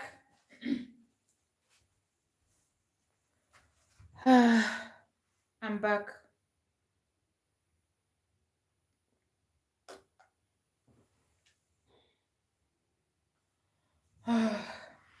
Where I've talked. Hey. Okay, so this particular video gets to do exceptionally well. Up to date, in more than the 50 videos that I ever did, that video tops the list. So I am here in the sales department. I am seated doing my own thing, stressed in my little corner, trying to figure out how I will make sales. And it is months later, 8 months later, that I got to see that God actually had my back 100%, and God used my enemy to elevate me. So the first month in sales and marketing, I am seated down, stressed in my own corner, doing my own thing, advertising. So I receive call centers. Call centers are still running, right? So right now, where now I am at sales, I am even now receiving them more. Because now here you have to receive them more. There it was not a must because my salary was guaranteed. So I was like, nah, I was doing it, but now at the sales, I was receiving those calls exceptionally well. You play. Hey. Okay, Chineke. So I receive calls, and when you're in sales, you get to understand that anytime you get a new clientele, you have to write you have to write them down. You have to write their name and their number and the project they are interested in and their feedback. So that is what I used to do. Receive phone calls, or if I get inquiries online, whatever, I just write down. I don't know if I think I have some here. I don't know. This is a new notebook, so I might not have them here. Yeah, I might not have them here, but you write them down, and then you write, maybe let's say for example, a client is called Donald. Donald comes, he calls the call center. I am able to receive the call. I'm able to receive the call, listen to them. Then they tell me what they want. They tell me that they're interested in this particular project, and in the next 1 week, they are able to avail themselves for a particular site visit. So you write that down. And every single day, your work is to go through your notebook so that you can be able to know which client told you what and when are you supposed to reach out to them. So I had this one particular client whom I had, not this particular one client, I just had this list. So I was reaching out to every one of them. If you don't receive my call, I send you a WhatsApp, I send you a flyer, or I send you a video, or I send you a reminder that this and this is what we are talking about. That is all about sales and marketing and closing sales. So I go through I go through my list, and then this one particular client avails themselves for a site visit. Not rather avails, but tells me that this and this date, just a few days, just a few, let's say like when I called them, 2 days later, they will be in that particular region where we are selling these particular projects, right? So I am going through this, and it comes as a coincidence that, not as a coincidence, it was God's plan that I reached out to this particular individual just a few days when they were supposed to go to this particular area where we are selling this particular project that this person actually had interest in, right? Let's say someone stays in, for example, let's say someone stays in the USA, but then I get to reach out to them 2 days before they come to Kenya, and yet they're interested in a project in Kenya. So that happened. So this client tells me, I'll be in this and this place this time, the project that I was interested in. So we need to we need to do the site visit. So the site visit happens. Let's pause there. Now, while I am doing my just the first 2 weeks, person B, the manager, right?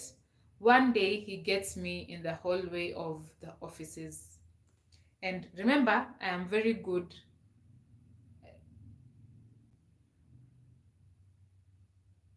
Remember, I am very good at talking to clients, right? So he gets me on the hallway. And from the conversation, you can tell that I am talking to a client. So while this person leaves, because I was on the door, I was on a door standing talking to a client. So this person becomes the manager and then leaves. But he usually has big ears in terms of he's always looking at who is doing what. He's always putting his nose in other people's business. So instead of him going to where he's going, he's listening to what I'm telling to the client. He's that type of person, always in other people's business. But when he has his business, he goes and talks his business on the parking for no one to hear. I'm telling you.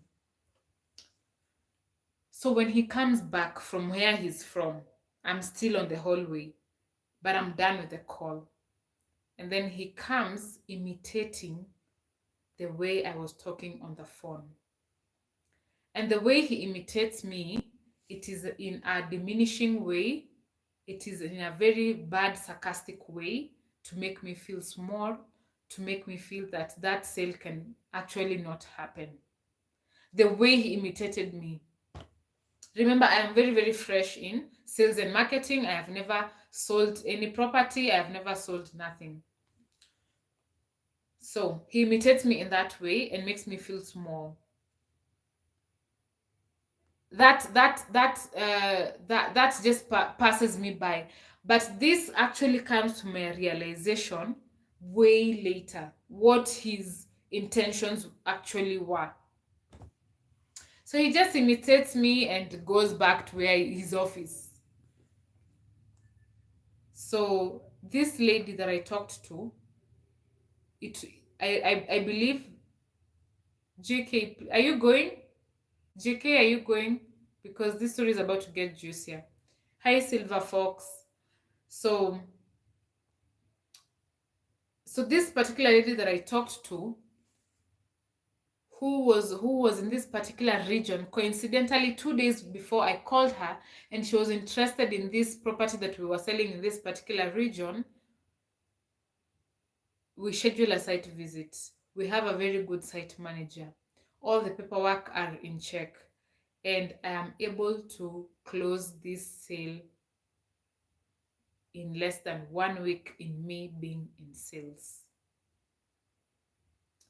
Let us just put a pause there.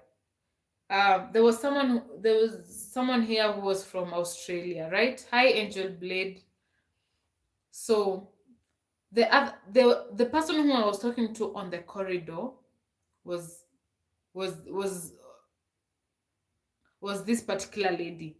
But this particular lady was actually high vibration daily. This particular lady was actually talking to this particular lady I was talking to.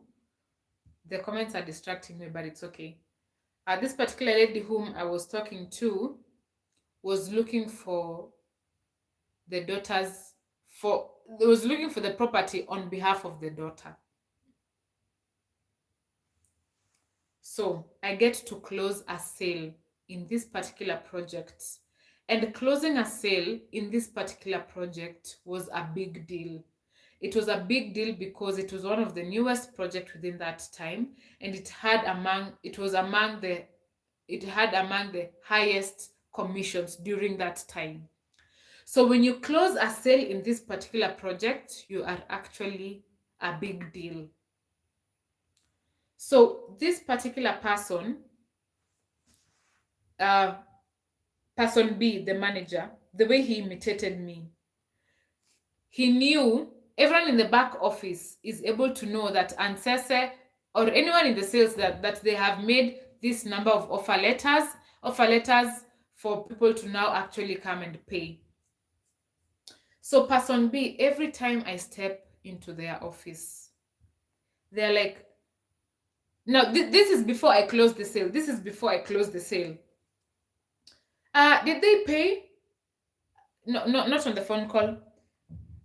The person asked me, person B, did this person pay? Aliekelea pesa. Aliekelea pesa means has the person paid? Has the person paid? So you can tell that this person is anticipating for me to give them bad news that the person has not paid, because it is always a 50-50 chance. A person might be interested in something, but they will not buy. So every time I used to go to that office, have they paid?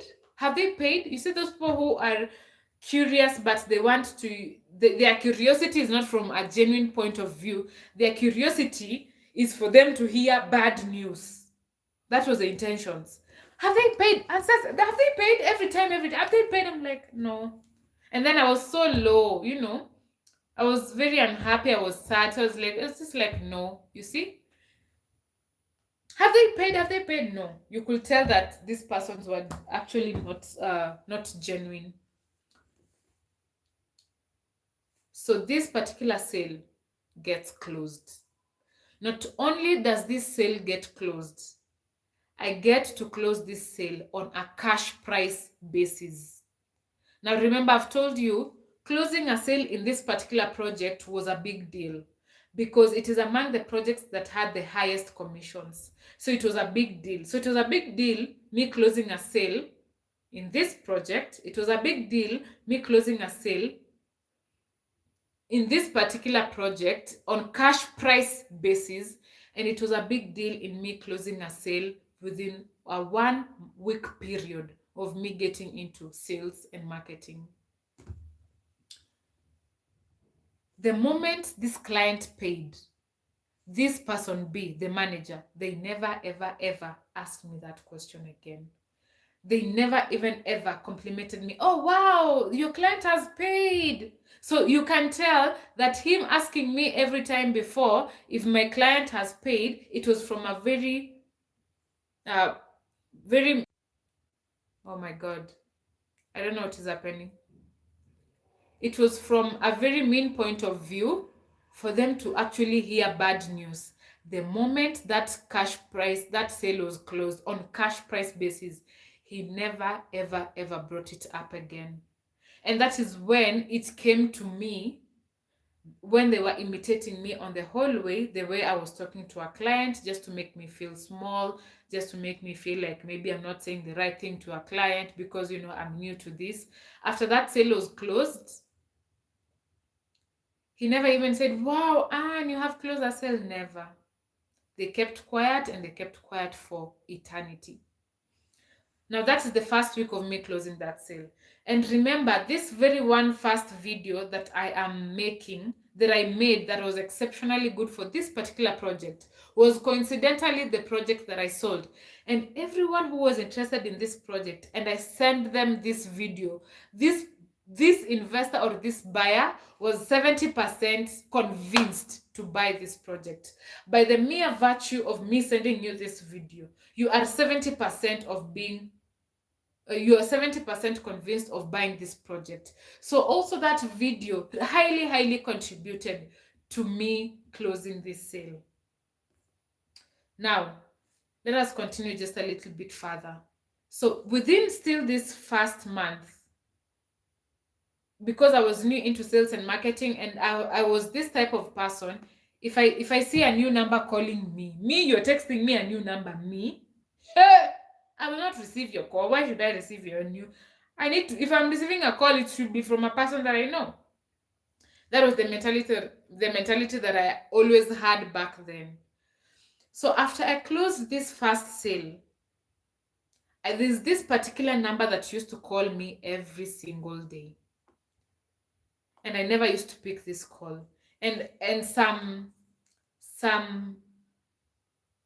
is it some comfortability? I cannot say it's pride, but a sense of happiness, a sense of yay, I've closed a sale. So it's like, why are people disturbing me? Why are people calling me every time? It hadn't dawned into me yet that if you're a salesperson, any new number can be a clientele.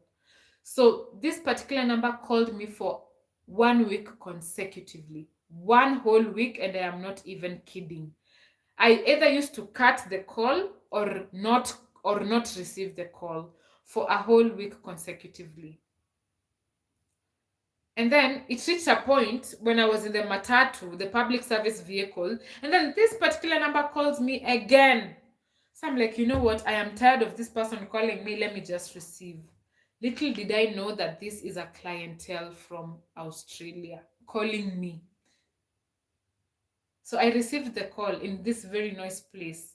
We get to talk, and they get to send a representative to go and see the project. Luckily, the representative loves the project, because if the representative gives a bad report, then the one who is interested will not buy the property. So the representative gets to love the project,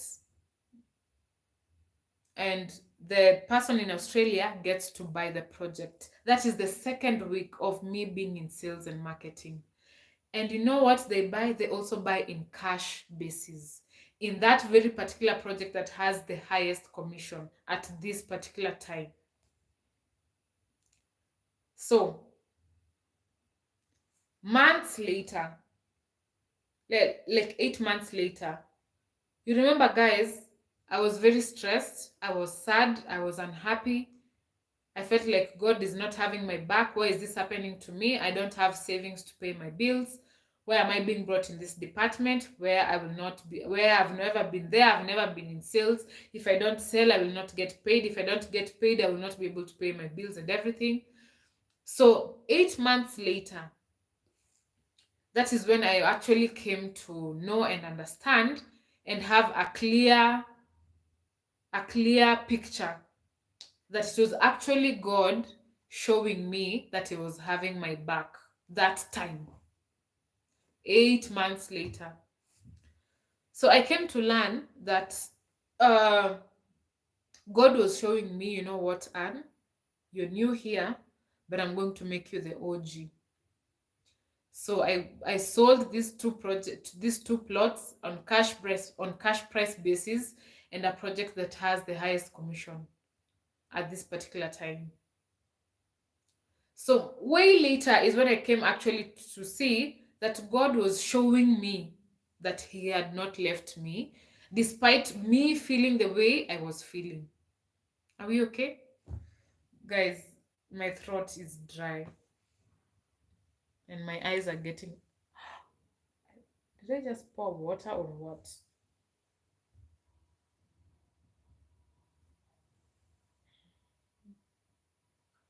So that is how I'm not yet done with my story. I'm yet to get to the icing on the cake. Hey, guys, I've not even gotten to the villain. There's a villain in this story. A villain. A villain. Write that word in capital letters, underline 3 lines, put that word in bold, increase the font, and even put a red color on it. We've not gotten to the villain of this story. We have a villain. Hey, Jesus. So, with these small things happening in my life, I know that people who don't believe in God, but these small things happening in my life, I have experienced it myself, and I know. So not only did God have my back, and even there's one point I have forgotten. Person B is not the villain. We have another villain, a bigger villain, 100 times villain. Hey, you better stick here. So I want you guys to understand that this particular person from Australia who was calling me for 1 week consecutive without me ever picking their call and me feeling like it is a bother, them calling me consecutively was God at work. God was like, this is your sale. If you're going to receive this call 2 weeks later or 3 weeks later, this is going to be your sale. So no matter how many times I ignored it, it was God working on my favor to make this person not to call any other person in the office but answer, no matter me not picking the call. I don't know if we are together. To me, that is truly God's work. And me being able to close these sales, I was not good at closing sales. I've never been in sales. I've never sold property. I did not sweat. I did not sweat in convincing these clients to buy these properties. I did not sweat. It was all God's work and God's plan in terms of these clients finding me doing a video that will 70% convince them going to the site and loving the site, and them having money at hand and them buying on cash basis. I did not work at all. God did all the work for me. That was God working for me. I hope I just want to put that point across. We are about to get to the bigger villain. We have a villain here. Hey, villain. In fact, I used to call this person the devil themselves, and I will not. I cannot be convinced that otherwise it's the devil themselves. No one can tell me anything. I know what I'm talking about. Okay, so let me just check on my videos. Oh, on my book to see what I've forgotten.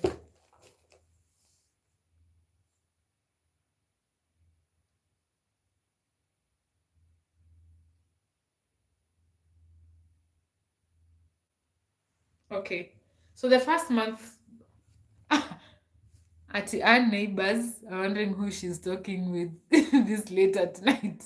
What time is it? I even don't know what time is it right now. We started this live at, oh my god, it's 2 a.m. because we started, it's 2 a.m. because we started this live at midnight, exactly midnight. So we are at, and talk up the thing, okay.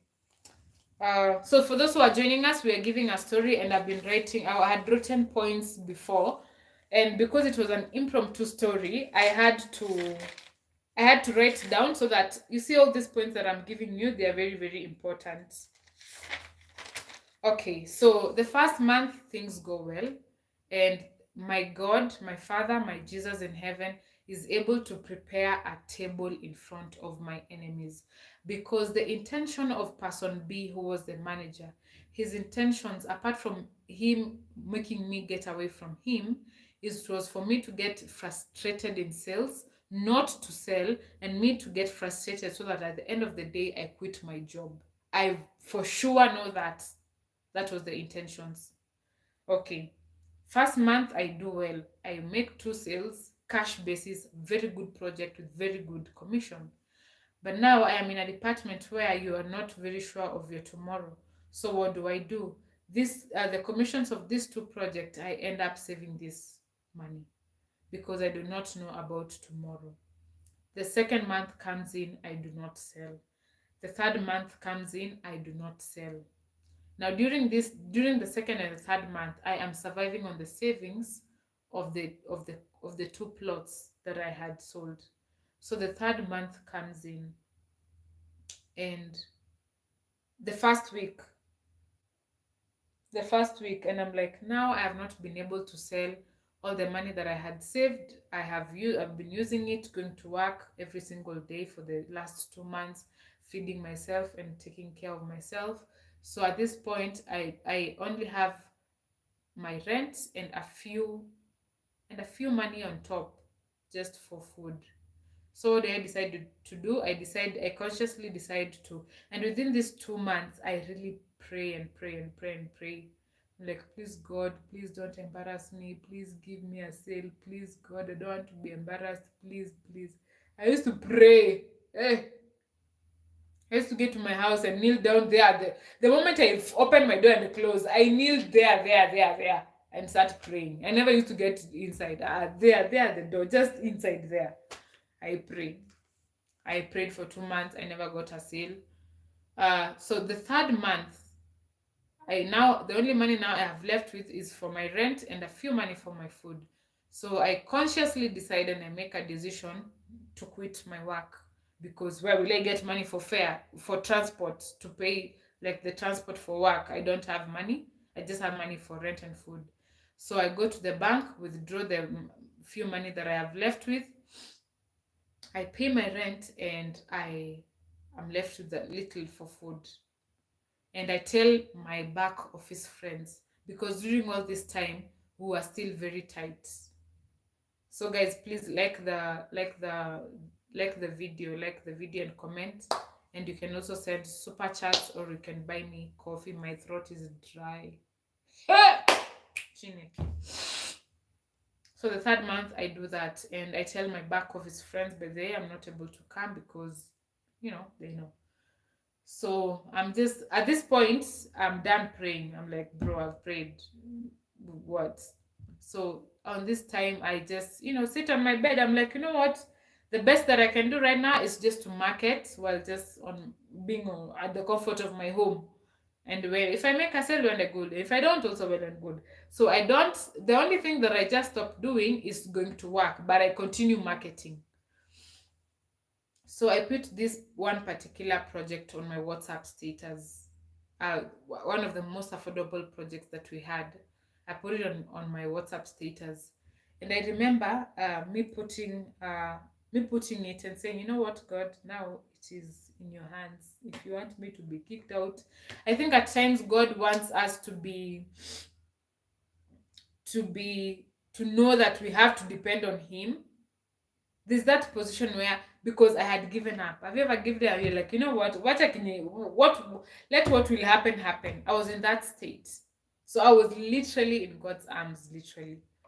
So I post this project, and this particular person who had seen my advertisement on Facebook gets to see my WhatsApp and reaches out to me. I closed this sale within 1 week of this lady seeing this project, within 1 week. That is also another point where I get to say that I also got to see God, because I did not whatsoever in any way convince this client to buy this project. Themselves, they saw it. I just explained the fundamentals, the way it's supposed to be explained. It is 50 by 100. It is this price. It is in this region. You can do this. You can do that. And that was it. And then this person had the money at this particular point. That was God coming through for me. Because if he had not come through for me, then I will not have had money at the end of the day. So luckily, this person is able to see this project within the first week of that month. And because this person sees this person sees the project at the first week of the month, then I'm able to resume work. And let me tell you how this was God. How we used to work in this office is that if you stay 10 days without coming to the office, you will not get paid the 10 days. If you stay 20 days without going to the office, you will not get paid the 20 days. So God was very strategic in terms of ensuring, because I had consciously stopped not going to work. So the few days that I had not gone to work this particular month, I will not be paid. So God was very strategic in such a way that I was able to post this project within the first week of this third month, and this client was able to make their payment within this first week. So that means even if I was not going to be paid, however, now that I have made a sale, it will be only a few days, like 3 or 4 days. So I will only be deducted money for 4 days. But if this client was able to see this project, if this client was able to see this project, let's say in the fourth week of this month, then it means that however could I have made this sale within this month, then I will still not be able to be paid my full salary. I would have been deducted like 3 weeks of my salary, because you get to be paid your salary when you sell. And also, your salary is also dependent on the number of days that you come to the office. So God very well knew that if I bring this sale at the end of the month, however would have Anne made this sale at the end of the month, she still not been able to get her salary that will be sustaining her the next month, because she would have been deducted the 3 weeks that should have been at home. So God made sure that this sale came the first week of the month, so that the on my salary very few amount of money will be deducted, so that the next month at least I would have money for my upkeep. That is another reason why I will continue to say that Jesus is Lord, but everyone with their religions and their beliefs. I truly believe that that was God. Truly. Because if it was not for him, maybe I would not have made a sale. Or I would have made a sale at the very end of the month, which will not have made a very substantial difference in terms of the salary that I would have made. Are we together? Okay.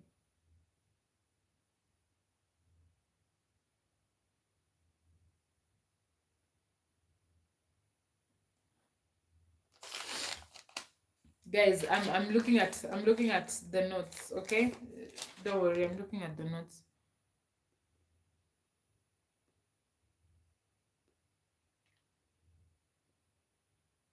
So guys, so after this sale of this third month, things go on well from there henceforth. In terms of at least each month I would have made a sale, so that means I would get my salary. So at least each month. So by the time this year ends, the year where I have been put to sales and marketing departments, I am a very happy woman. I remember during the last month, which is December, I was able to make a few sales, a good number of sales, and the commission was good. So I was happy that I was going to enjoy my Christmas. And it was during that month of December that I got to see that it was actually God promoting me. However, my managers were telling me that they were promoting me. I did not see that I was being promoted. Remember, I've not gotten to the villain. There is a villain in this story, the devil themselves. Hey, Jesus, Chineke. So it was this particular month of December that I actually saw that it was God moving me from this position to this position. God was elevating me. God was with me throughout. The very first month I got to make good sales, and it was a way of him showing me that, Anne, I actually got your back. You're my child. I cannot leave you. And me making that sale that I've just told you on the very first month was able to put me in a position to get my salary for at least, the 3 weeks. Instead of me getting a salary for just 1 week, I got a salary of 3 weeks. So that was just God. And within that year in December, you will not over my dead body, you will not convince me to go to that previous position where I was crying. I don't know where I was good at. The administration position, you will not convince me to go back there, because now where I am at right now, I am getting more money, I have more freedom, I have more time. You will not have convinced me otherwise, me, to go back there. Hey, and the way I was crying, I was stressed. I'm like, In December, I was like, yeah. So, guys, you remember when I told you there was a call center? So the call center, all this time, the call center is running, right? You talk to me on the comment section there. So all this time, the call center is still running, right? We are still in sales. God is good, God is great. So now we come to the next year. We have a villain, the devil, not a demon, the devil themselves. Hey, the devil themselves. Not devil sending a demon, the devil themselves. No one is going to convince me otherwise. I know what I'm talking about.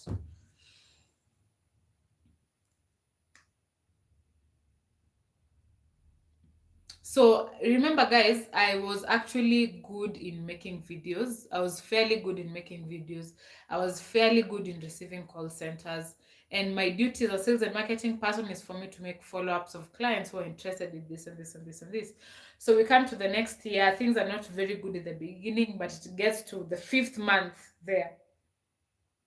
Things get good.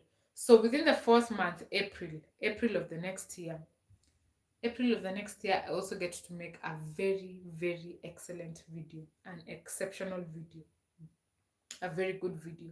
So when I make a new video, what you do when you make a new video, you send that video to all the clients who are interested in that project, whether they bought it or not.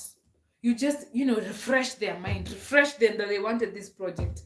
So when you do a video of a certain project, or if you have a flyer of a certain project, send that flyer to all the clients who are interested in that project to refresh their minds.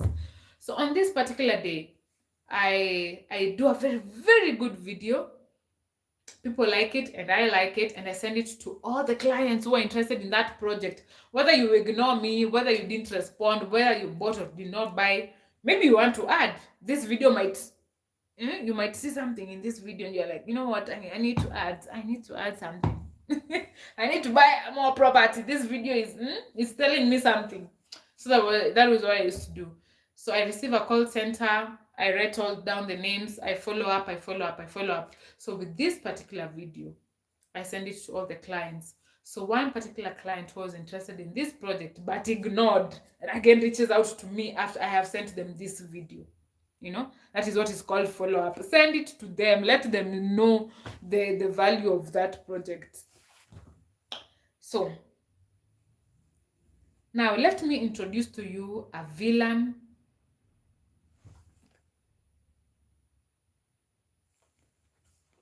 I don't have WhatsApp. I talk to me then in the comment section. So let me introduce the villain of this story. The villain. So this person, we're not going to call them person B, person C. We are going to call them the villain. The villain. So this villain is a very smart person. Up here, they are very smart. They are very calculative, and they are very cunning. Very smart, calculative, and cunning.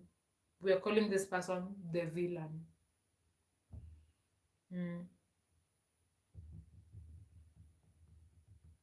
So this villain, this villain has actually been throughout in this story. When I was in administration, when I was in sales. So this person was in sales and marketing department. So this villain gets to be promoted on this following year. On this following year, they get to be promoted to a managerial position. Right? So the villain, so this villain of this story, let me give you the character of this person. This is the kind of person where, let's say, this is what used to happen. We have the villain, and we have friend one, and we have friend two. So these three people, you see those groups that people have in the office? They were that. So they used to have that group, the villain, person one, and person two. So this group of these three people, the villain always made person one and person two not to agree. So this villain will go to person one and tell them, "Do you know person two said this and this and this?" And then they go to person one. They say, "Do you know person two said this and this and this?" And then they go to person one. Person one said this and this. Like this person was backbiting the other person. I don't know if you guys are getting me. The villain will go to person one and say, person two has said this and this and this. And then the villain will go to person two and say, person one has said this and this about you. So always and forever in the office, for as long as I can remember, the villain and person one were either together against person two, or the villain and person two were against person one. Never, ever, ever, ever in the circumstance were person one and person two together against the villain. You see those groups where they are together. Tomorrow they've blocked each other. Tomorrow this is the enemy. Tomorrow the other one is the enemy. That is how they operated all the time through. They block each other on Facebook. They block each other on WhatsApp. They throw tantrums. So the villain, there was no ever a scenario where person one and person two were against the villain. It was always person one and the villain were against person two, or person two and the villain were against person one. But never, ever, ever in all those years were person one and person two ever against the villain. So she was the one who was going to backbite and say, "You know what? Someone said this," and then she goes to the other person and say, "You know what? Someone said this." That is how they were operating. So this villain was this type of person where they would make sure that they lit a fire. After they've lit a fire, they let it burn, and then they put themselves aside and watch what happens. And I remember that I've ever been a victim of this story. This one time we were going somewhere and I had sat on a certain seat, and apparently this was their seat. And as I've said, I was this assertive person, and I told them, "This is not your seat. This is the company's bus. I am going to sit here. This is not your seat." But I came to realize that this fight started. The villain is the one who started this fight, and then she made me and another lady, whom they usually sit together with, start quarreling. But the villain is the one who started this fight. And then during the journey, while we were sitting on this bus, the villain tries to talk to me, so that it shows that we are friends and the quarrel is between me and the other lady, and yet she's the one who started the fight. So she's that type of person. She lights a fire and then comes out of it and then watches what people will do. Those are the devil themselves. So let me now get to the story of how this person affected my life. So this person gets promoted. They get promoted. Remember, they don't like me, because if it's bad, it's bad. If it's good, it's good. And I can for sure say that in very many occasions, this person tried to come up with a story against me, and so that I can be called to the management or to the disciplinary committee, but it never worked. Let me tell you how villainy this person was. This villain would have two phone numbers. So they will have two phone numbers, but they will save one phone number. Let's say they will save the other phone number, but it is their phone number, but they will save it as Anne Sese. Are we together? This villain has two phone numbers, and these phone numbers are theirs. But one of the phone number they will save as Anne Sese. And then they will start chatting. Now she will start chatting herself on WhatsApp. But because one of the phone numbers she has saved as Anne Sese, it will look like she's chatting with Anne Sese. But in the real sense, she's chatting with herself. That is how villain this person was. Me, I heard that and I was shocked. I was like, now this is too much. That is how villain this person was. So, and then now they start chatting. you know, this one, this one, this one, and this one, this one, this one, this one, and then they can screenshot and then send them to the person in charge of firing people. That is how villain this person was. And this person was so smart, and this person was so calculative, and this person was so cunning that you will not see it coming. I've fallen a victim of that. Just the same way, like they say, I'm telling you, like we had a fight with someone in the bus, not a physical fight, but argumentative fight. But this fight was started by this villain, and then at the end of the day, they pushed themselves aside so that it can look like me and the other lady we are fighting, and yet it was her who started the fight. And then during the day, she starts talking to me so that it seems like she's on my we are on the good side, but we are not on good sides with the other. That was the kind of the thing, that type of villain that I'm talking about. So during all this time, while I'm in the administrative, while I'm in the sales, this person is in the sales and department office. But it comes to the next year that this person gets to get promoted as a sales manager. I was not supposed to say that. You didn't hear that. Let's rewind. This person gets promoted. So here I know it's going to be tough. And this person is put in charge of the salespeople. Right? So here I knew if I made a mistake, I would be flagged. If I make a mistake, I would be flagged. If I make a mistake, I would be flagged. And I was this type of person who was just, genuine and myself and enthusiastic and happy, such that I will never be in many quarrels with people. Rarely would you get me quarrel. Have I even quarreled with someone in the office, really? Just once in all those years. And if you see me quarreling with you, you have actually crossed a boundary. You have actually come to me once and twice and thrice and 4 times, and now I'm like, you know what? Enough is enough. And during this whole time, I was very conscious that this is a spiritual battle. I was very aware.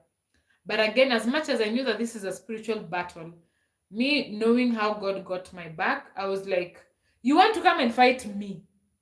Me, a child of God. Hey, you will cook yourself with your own oil. Eh? If you want to come to fight me at your own risk, because me, I'm not going to do anything. The one who supports me, the one who backs me up, is the one who's going to fight you. Me, I won't even fight you. Me, in fact, if you come and fight me, I will pray. I'm going to pray for you. I'm going to forgive you. I'm going to bless you. I pray for everything in your way to go well, because I know the one who got my back. Bro, if you fight me, you're the one who is at risk, not me.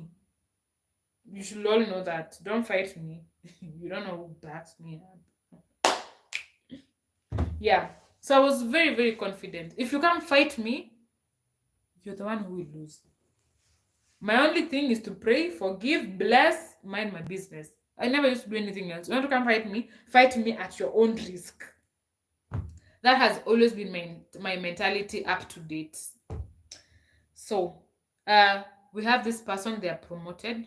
They don't like Ansese because of. Have you ever just not liked someone? Have you ever seen these people who are not liked just because of how real and genuine and enthusiastic the way they are attracts people to them, and you don't like that. You don't like that. You want people. This was the type of person who liked chaos. When there was chaos in the office, that is when they were happy. If there was any time they would see something that is bringing the people in the office together, they would lock themselves in the office. Then they don't want that. Then they thrive in chaos and other people's business. For me, I was like, how do I get time for other people's business? I'm trying to gather energy even to do my own things. I beg. I'm trying to get energy to do my own things. How can I get energy for other people's business? So this person was like that, always in other people's business, always in chaos, always creating fires, always they would come to Ancest and tell them, you know what, so and so says this about you. And then they go also to my friend and tell my friend, you know what, Ancestor said this and this about you. And then this person steps aside and leaves me and the other person fighting. But for me, it's never, never happened to me because of just the way I am. You will come and tell me, and I will look at you, and I will go and tell my friends, you know what, she said this and this and that and that, and it's no. But she never said anything like that to me because I was a person. I've always been a person who is in my own world, doing my own thing, and you cannot just come and change my mind. I'm conscious of who I am. Yeah, you cannot just weigh me like, you can't put me like, you want me to just go with the wind like for. She never. That means by that simple virtue of fact, she knew the person that I was. She never came to me and started saying, oh, you know what. And even if she did, I was very conscious of what she's doing. She's trying to manipulate me to be against someone or start chaos. No, the devil herself. So let us continue. This person is promoted. They don't like me. Oh my god, 2 hours 30 minutes. We need to finish this story, guys. I think I will end this story in the next 30 minutes. I have to end this story because we can't continue saying this story in the 4 hours. Please, I beg. I will cut this story very, very short. In fact, I'm ending it in the next 10 minutes. So it comes to this next year, right? This person is promoted. We have that person be in the building, that manager whom I was working with before. Things go very well with me. I get to do follow-ups. I get to send a video that I did very well to certain clients. They get even more intrigued in this particular project, and I sell like nobody's business. I sell and sell and sell. And in fact, I usually tell myself like I broke a record of becoming the best sales consecutively, month after month, month in, month out, month in, month out. So it comes to this particular time where I am the best sales, now the 3rd month, consecutively. So remember, this person is the manager and they are in charge of the sales team, right? So it dawns on them, and then now it comes out to the 4th month where there's a high chance that I'll still become the best sales. So they decide to change the rules. They decide to change the criteria in which a best salesperson is chosen. And those criteria would work against me so that I do not become the best sales, right? They do not want Ancestor to become this 3 months. Now you want to become the best sales 4 months. And while they were in sales, nothing like that happened to them. They're like, this cannot happen. We have to change the rules and the criteria in which a salesperson is being chosen. So the criteria is shifted, and it is shifted from an angle that this criteria will work against me. So this 4th month becomes very tough. And I will be very honest, within this 4th month, now I had the spirit of competitiveness had really gotten into me. I don't know if it was healthy competition or unhealthy competition, but the spirit of competitiveness had gotten into me. I really loved the thrill of being the best sales because number one, it created a very good name for me. It created a very good brand for me. If people see Ancestors the best sales each and every time, they want to be associated in me. I get leads, I get referrals. Influencers who come to the office want to be associated with Ancestors. They want to know what is Ancestor doing, all those kind of things. But I want you to know that during all this time, I'm very conscious that it is not by my power. It was by God's power. It was God who was aligning every single thing for all that to happen. So I was very, very conscious of that, and that really humbled me, besides me being the best sales. So I really was never boastful or prideful because I was very conscious that it was not by my power of me being in that position. So the spirit of competitiveness had really gotten into me, and I really loved being the best sales. It was, month in, month out, month in, month out. It was really, really good. So this particular 4th month, the competition became very stiff, and it became very stiff to a very equal competitor. within this month. So this person was really good in marketing and sales. This person was actually way better than me, way more experienced than me in this particular month. No, I mean, this person was way more experienced. Like they had made very many sales. They were in this field for more longer than me. So they were really good. So this particular month, the competition was really stiff. I will sell, they sell. I will sell, they sell. This particular individual sells. She sells, I sell. She sells this amount of money, I sell this other amount of money. I sell, they sell. We were bumper to bumper, bumper to bumper, bumper to very, very close, very, very close. So when the criteria of the best sales shifted, the initial criteria was the person selling the highest number of either the land or the units. But now it was shifted that the best sales will be chosen in terms of revenue, not in terms of the number of sales.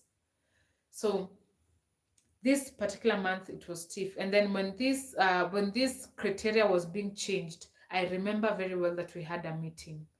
And when this meeting was being conducted, this particular villain looked to me and told me, "And Sese, have you had the changes?" Why was she calling me? I mean, to tell me I had the changes. I mean, everyone had the changes, but she was trying to get a message to me that now this one for revenue, you're not going to get it. You're not going to get it. That was what her message is. And she was like, this revenue criteria, it will work against you. So when she told me that, inside, I felt very bad. Not that I felt very bad that maybe that month I will not be the best sales, but I felt bad that she was really trying to pin me down and trying to bring me down.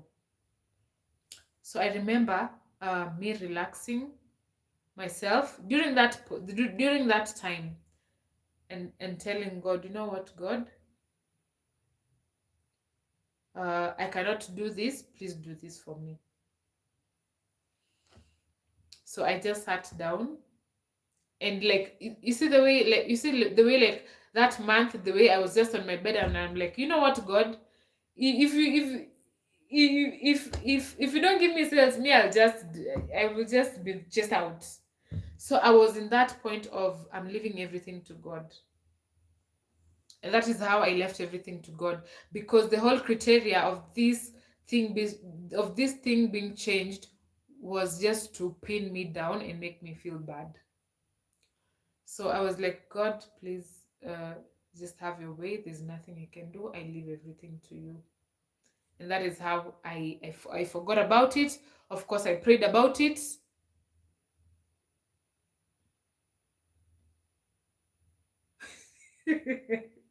So I prayed about it and I forgot about it. Who is God? GK, you don't have to go right now. Who is God? Just listen 5 more minutes. Who is God? 3 days did not end before I got a call from someone where I used to work before, where I was fired unfairly. You remember? You remember I was fired unfairly, guys? You remember? I had exchanged contact with one of the persons who had just joined that company. So we exchanged contact. So I got a call from her. And she was like, Anna, I've been seeing you've been doing this for more than a year now, and I want this and this and this and this and this. By the next day, we had gone for a site visit.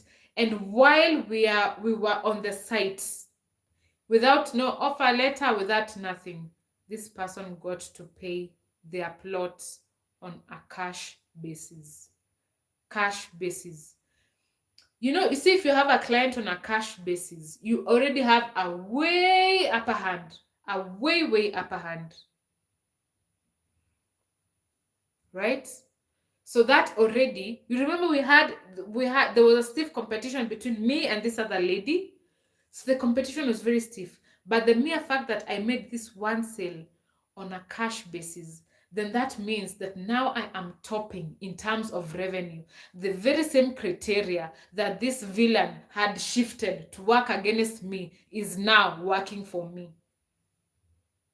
If you're watching this and you still don't believe in Jesus Christ, I do not know. There is nothing like coincidence here. You cannot tell me that that is mere coincidence.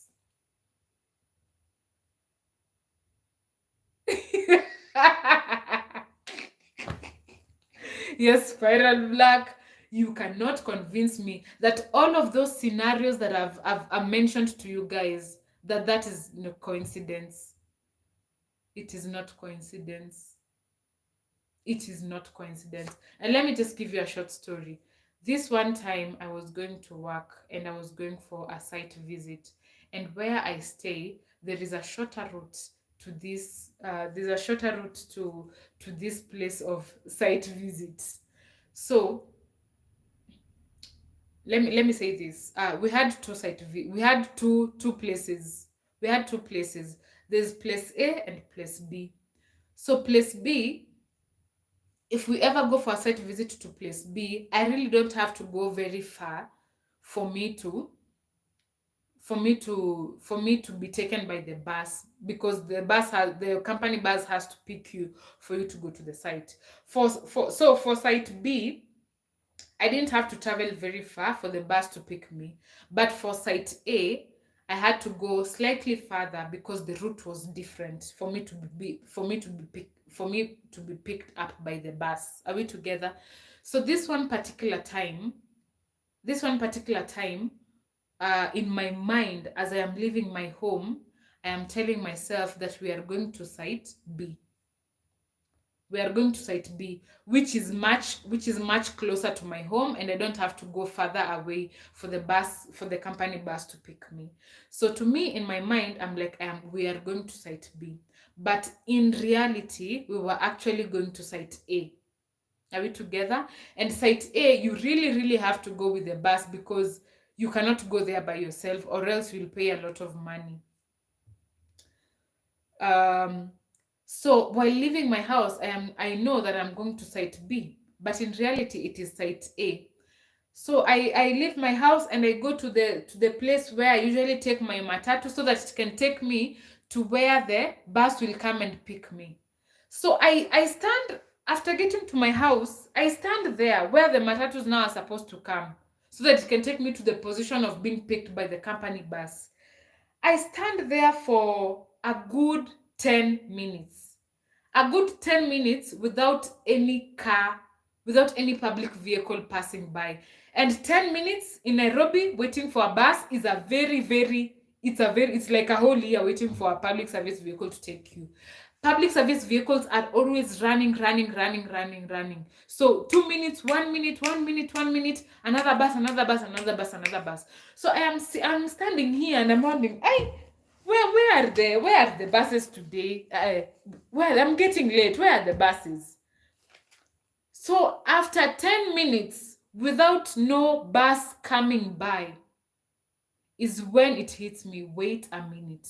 We are not supposed to go to site B. We are supposed to go to site A. And during this time, I will not have missed this particular site visit because I had a client. So I had to be there. And mind you, just immediately after this thought comes to me, I'm like, oh my God, wait a minute. Well, I'm supposed to go to site A. So I have to use a different route, not this route that I want to use. Just after that thought comes into my mind, a matatu comes. Do you want to tell me that is coincidence? After me taking now another matatu to the other route of site A, it dawned into me it was just God holding those matatus, wherever he was holding those matatus, so that I do not miss my bus, or I do not miss my company bus going to the site visit. So I just wanted to put that out for anyone who's trying to, if you're thinking these are coincidences, God has my back like this, like a small baby. So literally God held those for a good 10 minutes. I'm telling you, waiting for a car in Nairobi for 3 minutes. 3 minutes is a long time. Cars come 1 minute, 30 seconds. cars are always like this, like this, like this, because there's a lot of competition. I stood there for a good 10 minutes. There was no matatu. Because if a matatu would have come earlier, then I would have been taken to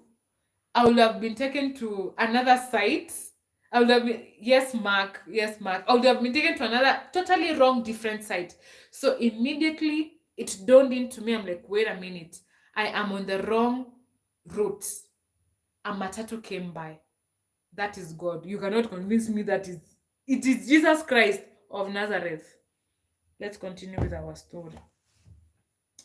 Guys, I have to end this story now because it's too much. 3 hours.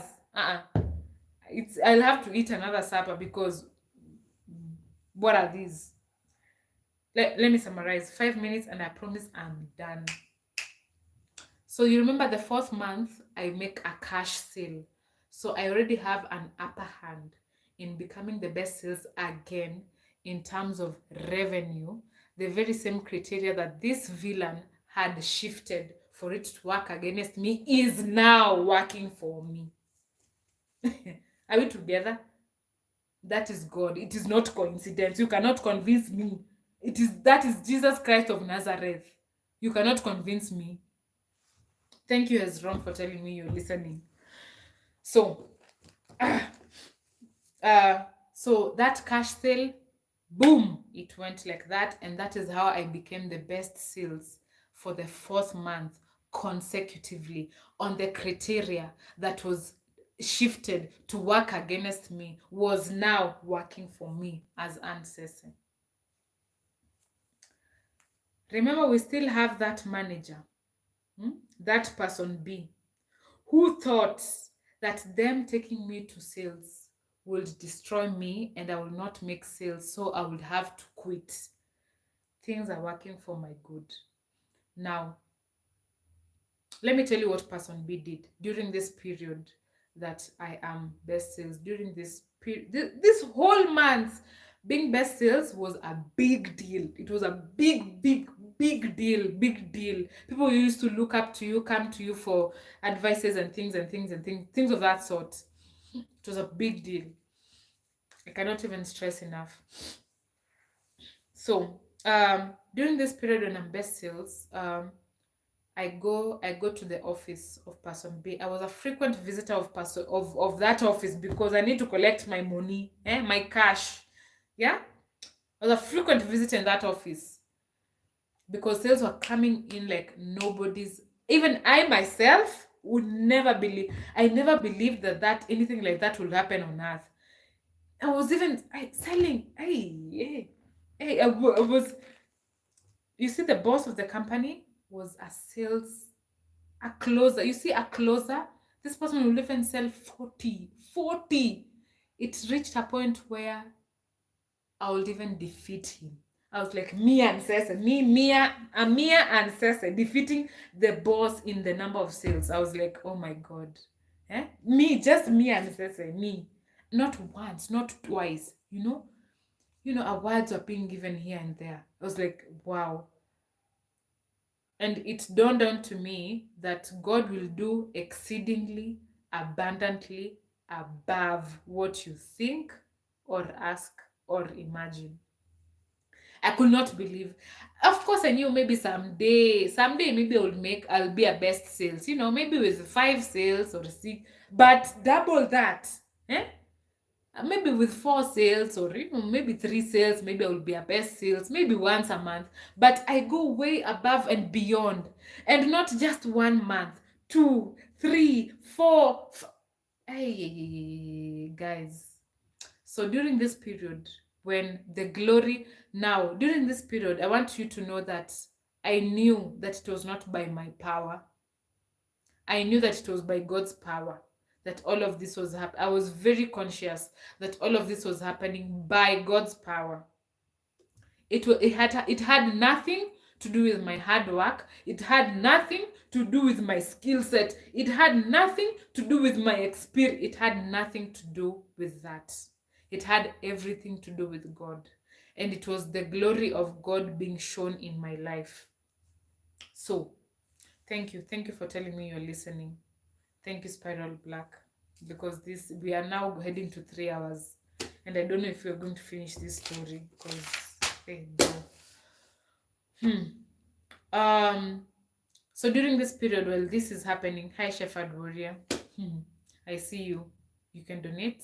You can buy me coffee because my throat. Yeah. During this period when I'm best sales, I was a frequent visitor in this office of person B because I was going to collect my money.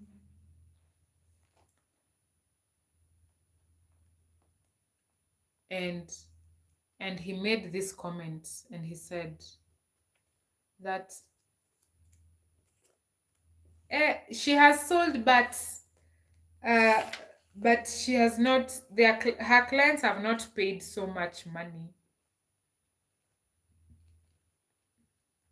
So at the end of the day, he was still trying to demean the efforts that, or the glory that was there.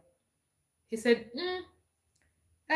she's even coming for commission, and her clients have not paid much money. You know, at times a client can approach you and they're like, you know what, Anne, I want this and this and this, but I don't have the full initial deposit, but I have this, but within this period I will have made this deposit. So of course we communicate to the boss and tell them this person has this and they want to pay this, but by this time they'll have cleared the initial deposit. More than 2 hours. Can we get more 2 hours, Mark Brown? Let's see. You guys will tell me in the comment section because we are now at 3 hours. So this particular person was demeaning the glory in terms of, is there even her commission here? I don't think so, because even her clients have not paid that much money, because there was a certain threshold that your client had to pay for you to get your commission, right? Oh my God, Gragan, you're still watching? I didn't know you're still watching. Thank you so much for still watching. You are here since we started.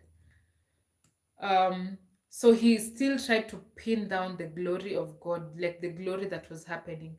Little did he know that yes, there was a number of sales that had not reached a particular threshold, but there was still a very good number of sales that had reached a payment, that had reached a certain number of that had reached the threshold, and so I was getting my commission. So to him, in his mind, he knew that Ancestry is not getting any commission. The money has not come in. The money will not yet hit by my bank.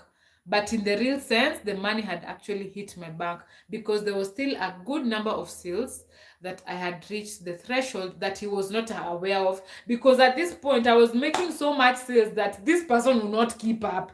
He was only keeping up with the ones that were putting little money. He was not keeping up with the good things. He was keeping up with the bad things. So he was that type of person. And also this person B, at a particular point during these months when the glory of God was being showcased, we were just seated at a common place, and then he came and made a certain comment, and this is what this person said. He said that we even don't know where Ancestor goes. You know, he might be going to those witchcraft. That is what he said, but he said it in Kiswahili. So he was trying to say that actually what I am doing is because I'm getting my glory from somewhere else. That is what this person was saying. So, which really did not bother me, but at the end of the day, how do you say that in Kiswahili? You say, he came and said in English, hey, Ancestor nowadays, we don't know where she goes so that she's able to make these sales. He did not say witchcraft, but that was the message he was passing across. He said, we even don't know where Ancestor goes nowadays. We don't know how these sales are coming through, because everyone will not believe that I was making this number of sales, including myself, including my boss, in everyone, including. I even remember there's this time, during this time, we had a meeting. We had a meeting, and the person who was sitting next to you will give you a goal of the number of sales that you are supposed to make now the next month. Because the first month I had made 13 sales, my desk mate did not believe. So when he was giving me a goal, he was giving me a goal, but he was giving me with the intentions that I will not reach that goal, but I surpassed the goal that he gave me. I did not believe it. My bosses did not believe it. Everyone did not believe it. But until now, it became a norm. People now started. So you cannot convince me. I have seen God with my own eyes. Remember the September cash sale that I made? Remember that sale that I made within the first month? Remember this matatu that I'm supposed to take to the wrong route? But after 10 minutes, a matatu comes after. You cannot tell me otherwise. So now let me tell you something about what this villain did. So during the very first month that I became best sales, a new manager comes in. Another new manager in a very new department. Right? This manager comes in. The photo of ancestor is there, the best sales. And naturally, I am a likable person. I usually have a very stern face naturally, but when you get to know me, you will really love me. So this person comes in and is in charge also of the sales team, but he's up there, and he gets to like me from the very first instant. He gets to really, really like me as an individual because number one, I'm making sales. So he comes the next month. He comes in June. So if this person comes in June, then they will find my May picture of the best sales of that, because the best sales are usually determined at the end of the month. So he comes in June, when I still have a photo of my previous month there as the best sales. So he comes in June, and still in June, I'm still making sales. So there's a very high chance that Ancestor will still become a best sales in June, yet she was still a best sales in May. So this particular manager gets to like me and gets to give me as an example here and there each and every time. And then within a very short period of time, without this person knowing me, this particular manager starts hating me. You can hate someone, not even hate, you can just dislike someone by the virtue of maybe you just don't like them. But this person hated me. This person came and they were really, really liking me a lot. But things turned and they started hating me so, so, so, so bad. But I am a very, I know, I have a very intuitive mind, and I usually know when things happen. I usually know when there are spiritual battles. I usually know all those things. So I knew for a fact that this villain is the one who changed the mind of this manager about me. Because you cannot completely hate a person, despise a person whom you do not know out of nowhere. You cannot do that. So this manager came from liking me to completely disliking me and always using me as a bad example all the time, even in my absentia. So I knew deep down in me, I knew that this villain is the one who shortchanged the mind of this new manager. And remember, this villain is very smart. She's very cunning. She's very calculative. You can never know when she's manipulating you. So, but me, I knew in my mind that this and this happened because of so and so and so. So during this time, during this period, um I got sick, and I got sick for a very good 2 weeks. I remember I even went home for my mom to take care of me because I was very sick.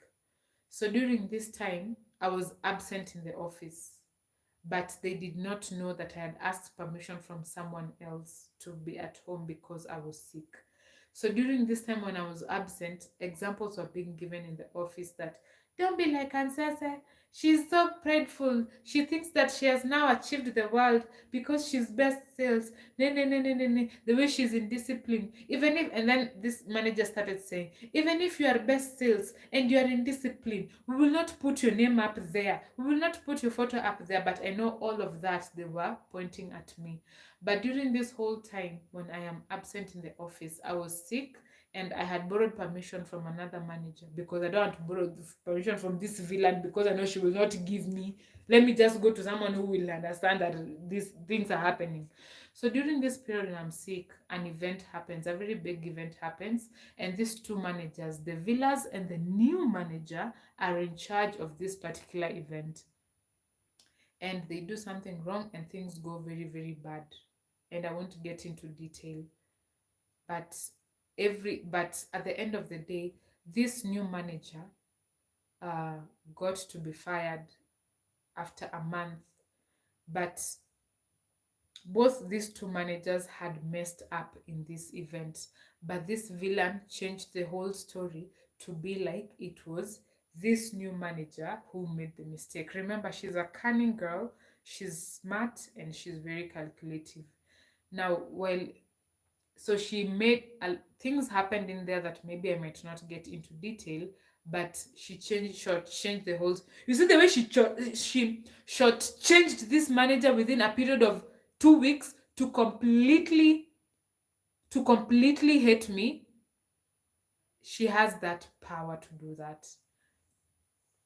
And this particular person got very many people fired, innocent people fired.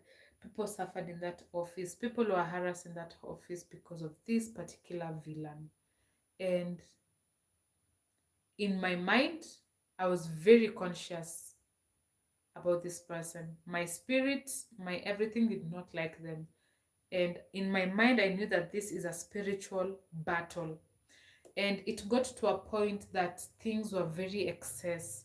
Like the fight was very excess that I could not cope up. A lot of unfair things were happening here and there, left, right, and center. And it reached to a point, and I told God, the only person who can deal with this villain God is you. I do not know. These persons are very cunning. They were cunning in such a way that, you see, the way I am bubbly, the way I am outgoing, the way I am. I've come to learn that I tend to portray to be a certain type of girl, but I'm not that type of girl. I tend to portray that I'm a party girl. I am like this. I'm just, the way party girls are, right? It's not bad, but I tend to portray that character as an individual. But if you get to know me, I am really not that type of at all. I am not that type of person at all. I am telling you, if I have everything in my house, I cannot leave my house for 60 full days. I find comfort in my place.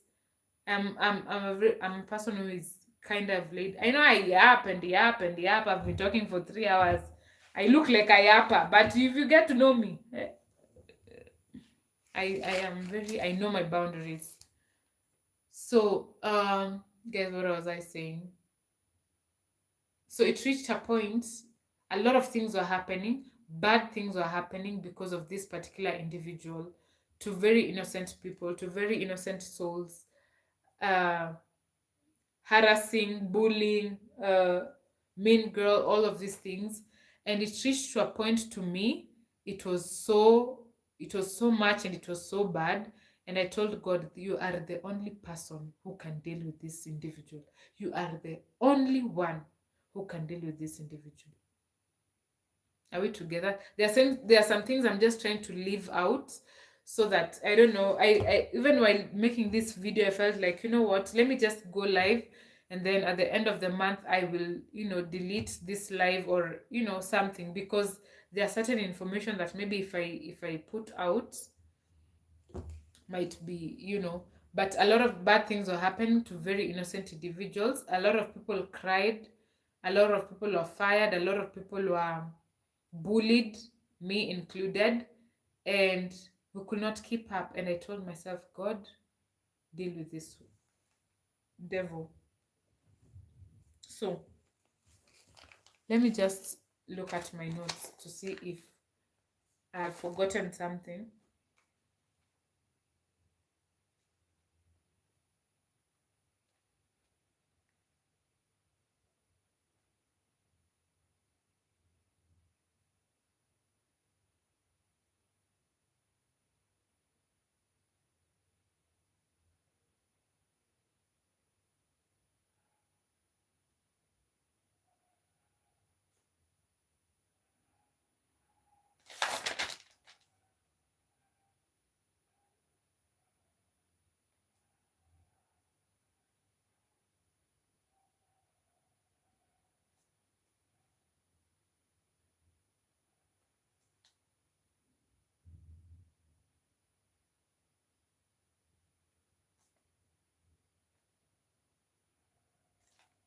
Okay, I've basically said everything that is here.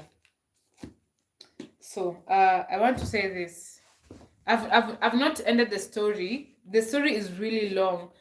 You see now, as I'm almost finishing this story, I'm starting to summarize things, because you see now the very important minute details are not here, because this was an impromptu live story. So let me tell you how this villain was actually a villain too. You see, when I became best sales for 4 months, the next month I did not become a best sale. And this person would intentionally not announce my sales. You see, when you made a sale, they will announce your sale so that everyone can know that you've made a sale. And this used to motivate you. This used to give you an upper hand, all those good things. People used to give you congratulations and everything. So this villain intentionally left my sales out. She did not used to advertise, like announce my sales. And it reached even to a point where you see when you make a sale within the first week of the month, people are like, wow, you've not even started a week and you're already making a sale. Wow, that used to be also a big deal, right? So there were instances where I used to make sales even within the first 2 days, the first 3 days of the month. But she would announce those sales at the end of the month. Yet there are people who will make sales within the month, theirs will be announced, mine were not announced. But at the end of the day, her not announcing my sales was for her to put a message across to people. Now the best sales is now not selling, and that is usually not a good message and not a good picture for you as an individual, as a best salesperson.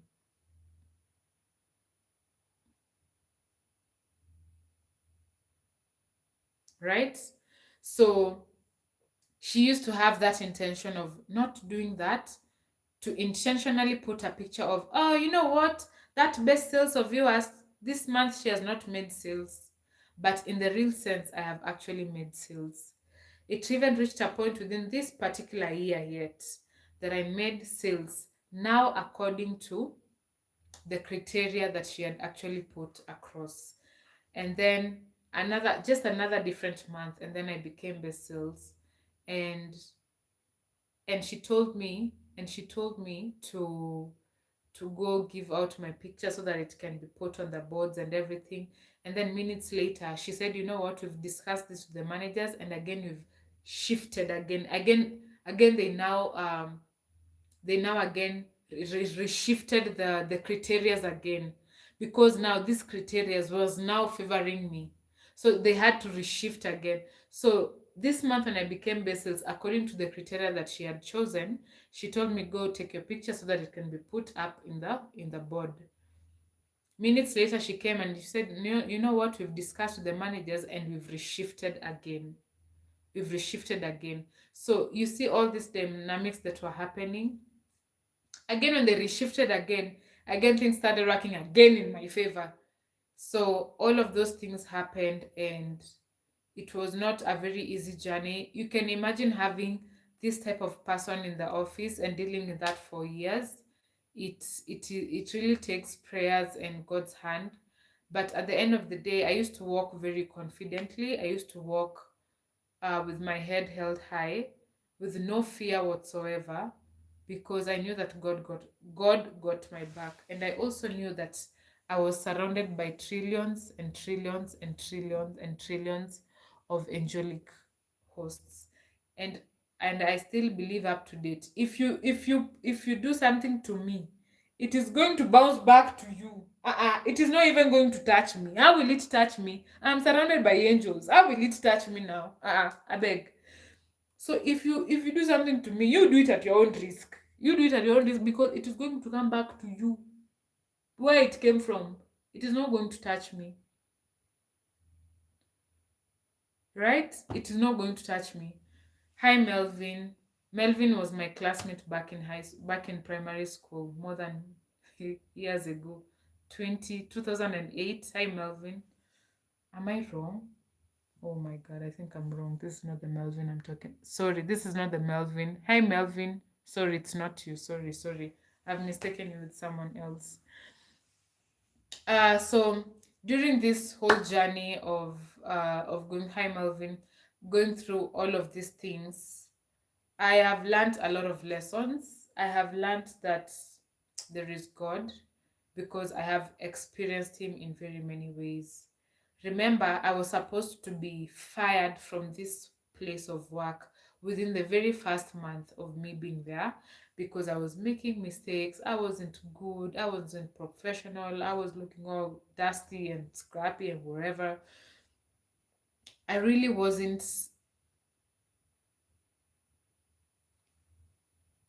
Why doesn't it look? I will. Let me check.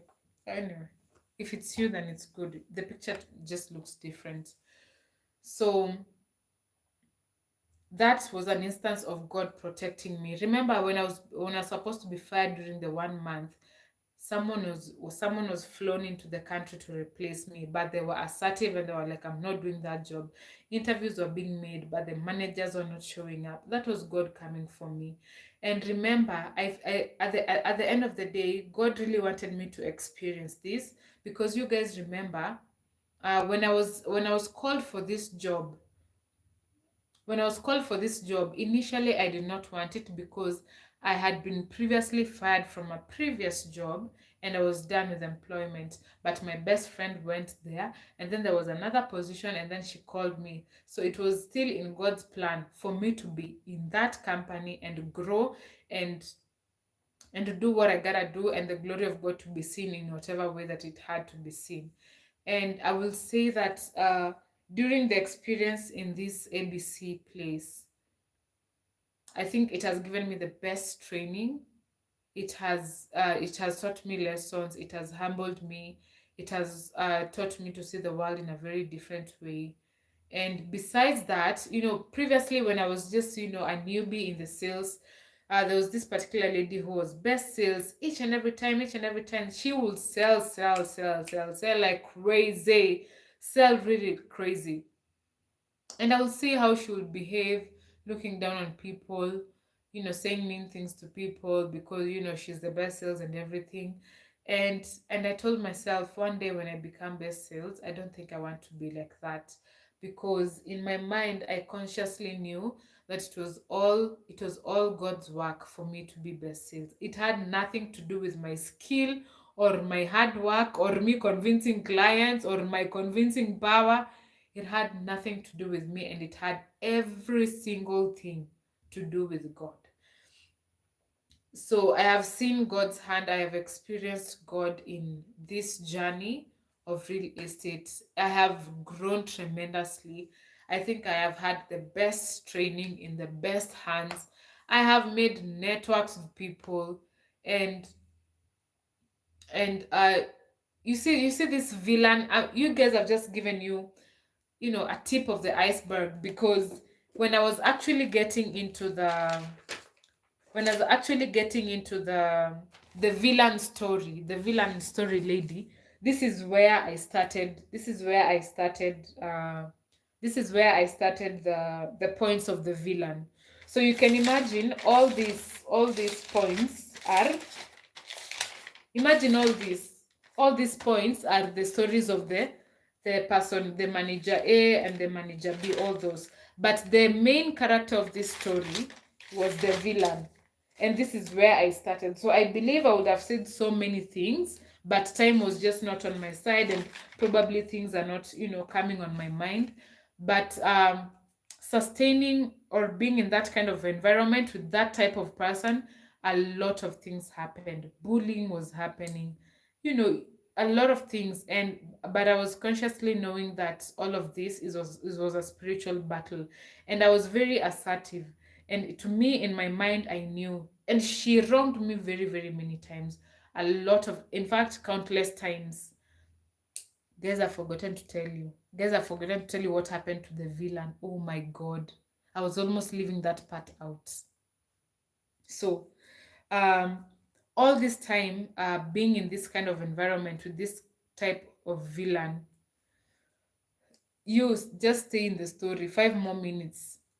Um, it's really, I was aware that this is a spiritual battle, and I used to pray a lot, and I used to forgive this person every single day.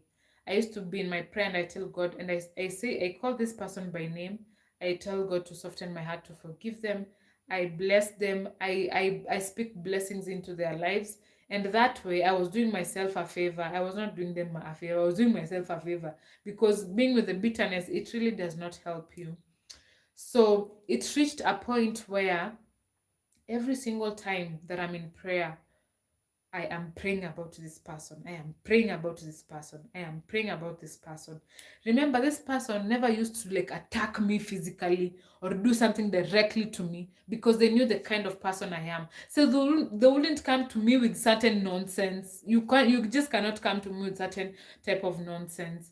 So they will not really attack me physically, but you will tell that this and this is happening. Like that one of not announcing my sales, it used to really really hurt me so bad. And she used to do that intentionally, because she knew, if your sales are announced, there's something to it, there's a reward to it, there's congratulations to it, there's a motivation to it. So she did that for several months, for several months. And she used to, wrong me in very, not just me, every single person in the office, but me, I'm just talking about my experience. So it reached to a point where I'm like, you know what, God, I am tired. I am tired of praying for this particular individual. In every prayer, I cannot miss praying for them. Yeah, it's, have you ever, like the way you pray money, you pray for food, for food money, or you pray for provision, right? Or you pray for God to give you good health, right? It is something that you pray about every single time, right? So it had reached a point.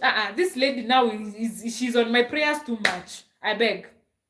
Yeah, can you find business elsewhere? She was in my prayers too much. In terms of, I used to pray, God help me, forgive her, bless her, release her, may her ways be multiplied, all those kind of things. May whatever she wants go her way.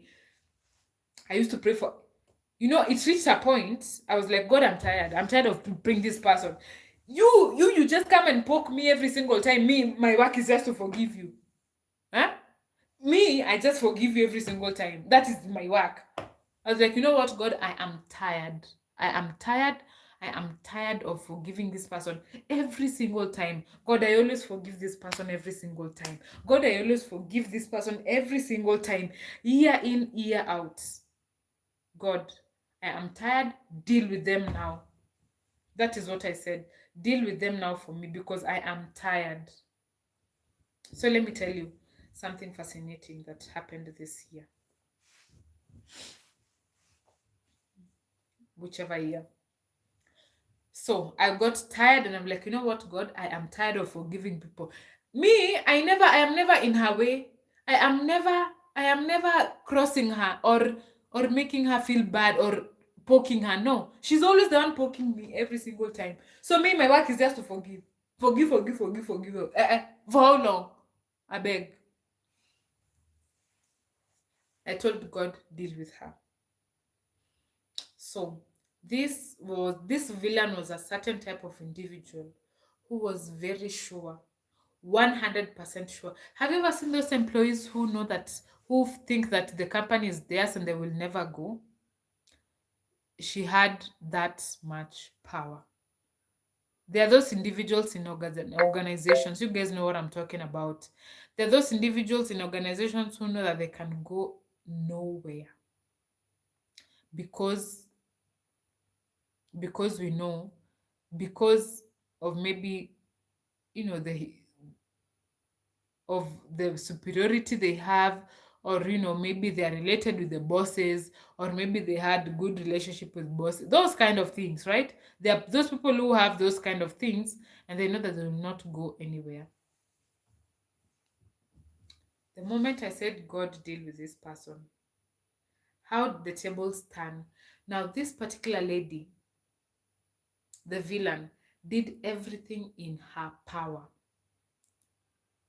to make sure that Ansese leaves that company. I can tell you for a fact that she did every single thing in her power to ensure that Ansese is gone. And me, if you come for me, you will deal you'll deal with the one who backs me up. Me, I won't deal with you. Me, I'll pray and move on, my friend. Something happened, and I was this type of individual. I don't go to my boss with petty things. Oh, this one is disturbing me. Oh, this one is doing this. When I go to my boss, it's serious business. What can we do to make this sales, to make this money? How can I go to my boss? Oh, this one is doing. Those are petty issues, right? So the things that I used to go to my bosses with were prayer, and not like things to do with work, serious work, not nini gossiping. I never used to do that. So if you see me go to a boss with a certain type of thing, it's now serious. It's serious, because I knew the more you go to your boss talking to them stupid things, you're the one who looks stupid compared to the stupid things that you're telling them.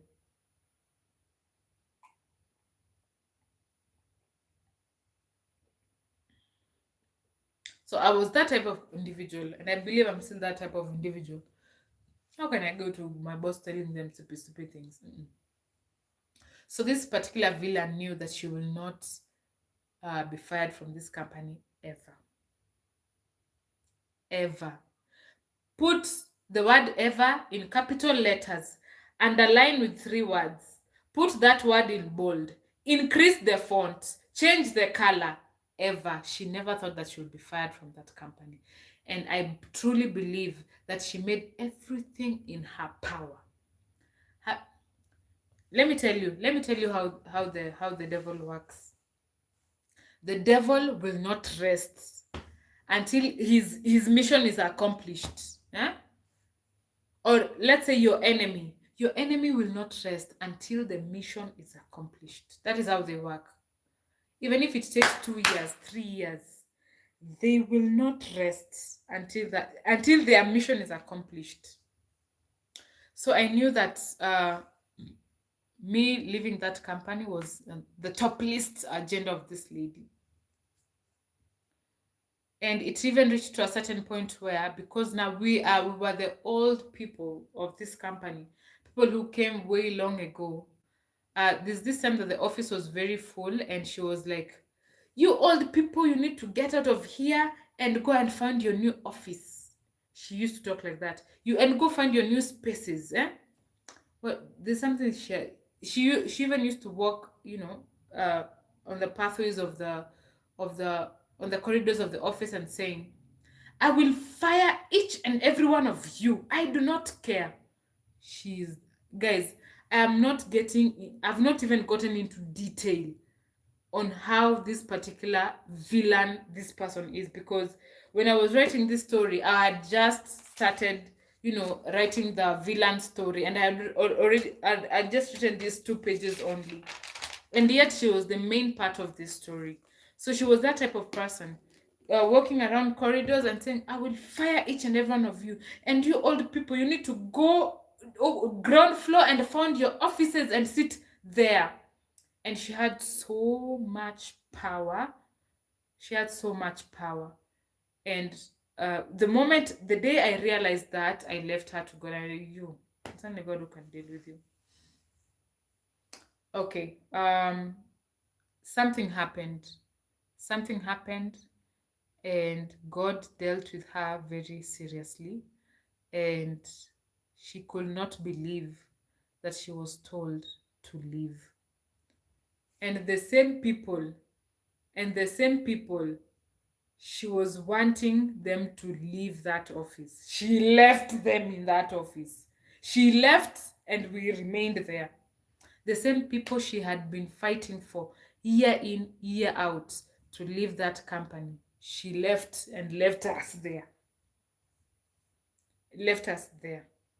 And I'm telling you, the amount of power this person had, you guys don't fathom. You guys cannot fathom the amount of power. But at the back of my mind, as much as even after all these years, I was still a very silent person, doing my own things in my own world, trying to show people that I'm confused, but I actually know what is going on in the office. I'm that kind of person. But at the end of the day, I knew, as much as High Chris Gold, as much as this person was this way and they had this power, I knew that there was no power that was going to supersede the power that backs me up, and that is the power of Jesus Christ and the blood of Jesus. So, guys, I have definitely seen so much during that whole period. Hi, Jean. If you're joining now, today we've had such an interesting story time. So after this live ends, please make sure that you go back and rewind. And from the 10th minute, just start listening to this story. It is a wonderful story. And I've learned a lot. It was a very good learning lesson, a very good training lesson. And at the end of the day, as much as I did not want to come to this ABC place, the will of God still superseded. You don't want to go to that job? Okay. We will create another position for you to go there, for me to learn all these things. It has been a great experience. The good, the bad, in fact, the bad experiences that I had are the things that actually shaped me. It is not the good things that shaped me. It was the bad things that shaped me to become the individual that I was and to leave a mark that I left. So it was a good learning experience. And while thinking about doing this live, I was just thinking, keep that book, and it might be a good story for the film industry. Okay, okay, Melvin. So while talking about this story, I want to welcome Hezron. I want to it just dawned down onto me to share this small bit. I understand that there are people who don't believe in God. There are people who just believe there is no heaven, there is no hell. There are people who believe in other gods. And there's this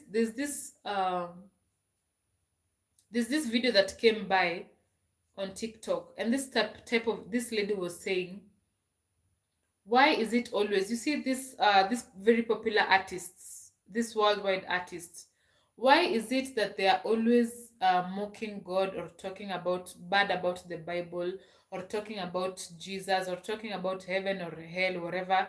Why is it that these artists are always mocking Christianity, but they are never mocking this other? You see the way, like, Indians have their gods, those gods. Why is it that they're always so much on Christianity, and they're never always about these other gods? Why shouldn't they also mock these other gods of Indians, and uh, those gods? Those, in Christians we call them idols. Why are they never mocking those? And there are millions. It's not one god. They have millions of gods. They have god of rain, a god of, why are they never mocking these other people, but they're mocking Christianity? Why are they never mocking these other religions? And I've also come to understand, if you see people trying to bring you down, in most cases, These people, they see something in you that you do not see, and they are trying everything in their power to bring you down so that you do not accomplish or go or move further with whatever it is that they see in you. If people are constantly bringing you down, oh, and you're talking loud, oh, and you're this, oh, and huh? And why are you wearing this? Why are you talking like this? If people are constantly bringing you down, it's because they see something in you that is so good, and they know that you'll be so good at it. So they are the only way for them for you not to achieve there is for them to bring you down, so that you cannot so that you feel less of a person or feel less confident, so that you don't achieve whatever it is that you need to achieve. So be alert and be aware of people who are trying to constantly bringing you down for, oh, Anne, why are you eating? Oh, Anne, why are you laughing like that? Oh, Anne, leave me alone. Humor is personal. So if people are trying to constantly bring you down, there's something they see in you, or they're just envy of you. There's something else I really wanted to say. Oh my god, I've forgotten. Oh, I wanted to say this also. Just about, I am saying this because through this journey, I have actually seen and experienced the hand of God. Literally. From the beginning where I was supposed to be fired from the first month, from the beginning where I was not supposed to go to this job, but at the end of the day, I still went to this job. And I did not know how to sell, but at the end of the day, I sold. I was not supposed to be best sales, but I became best sales consecutively. Oh, I was also supposed to say this thing. Do you remember, you guys, this period when I'm being the best sales during these consecutive months? You remember the person B who took me to the sales department so that I get frustrated and not make sales and therefore quit my job? Do you guys know, when this period of me being the best sales consecutively came to an end, this person left the company. They went to another company. So later, it came to me. I was like, oh my God. God was preparing a table in front of my enemies. In fact, God did not prepare just a table. God prepared a high table in front of my enemies. God made sure, and I know this is God. This is not coincidence or things happening, the way the world is supposed to go, that things just happen the way they're supposed to happen. No, it cannot just happen like that. This person who made sure that I go to the sales department because of with expectations that I do not sell and get frustrated, and at the end of the day quit the job and leave job and go at home. God made sure that God made sure that they are there. They are there to see that Ansese will not only becomes a best sales, but she'll become a best sales consecutively. Not only will she become a best sales consecutively, but she'll make very, very good sales. And at this time, I will be embracing it so gracefully and so joyously. Guys, do you know, at the end of this period, this person now left to go to another company. So God made sure that this individual who thought was destroying me, he has to be there. He has to be there to foresee what God was actually doing in my life. God had to prepare a high table in front of this individual. Guys, this cannot be a coincidence. You cannot tell me that this is just life. Immediately after the 4 months period, God made sure that this person is there to foresee that Ancestor is best sales month 1, Ancestor is best sales number 2, and Ancestor is best sales month 3, best sales month 4, while he's still there. And when this period ended, this person left. This person would have left before he became best sales, right? He would have found another better, greener pastures, right?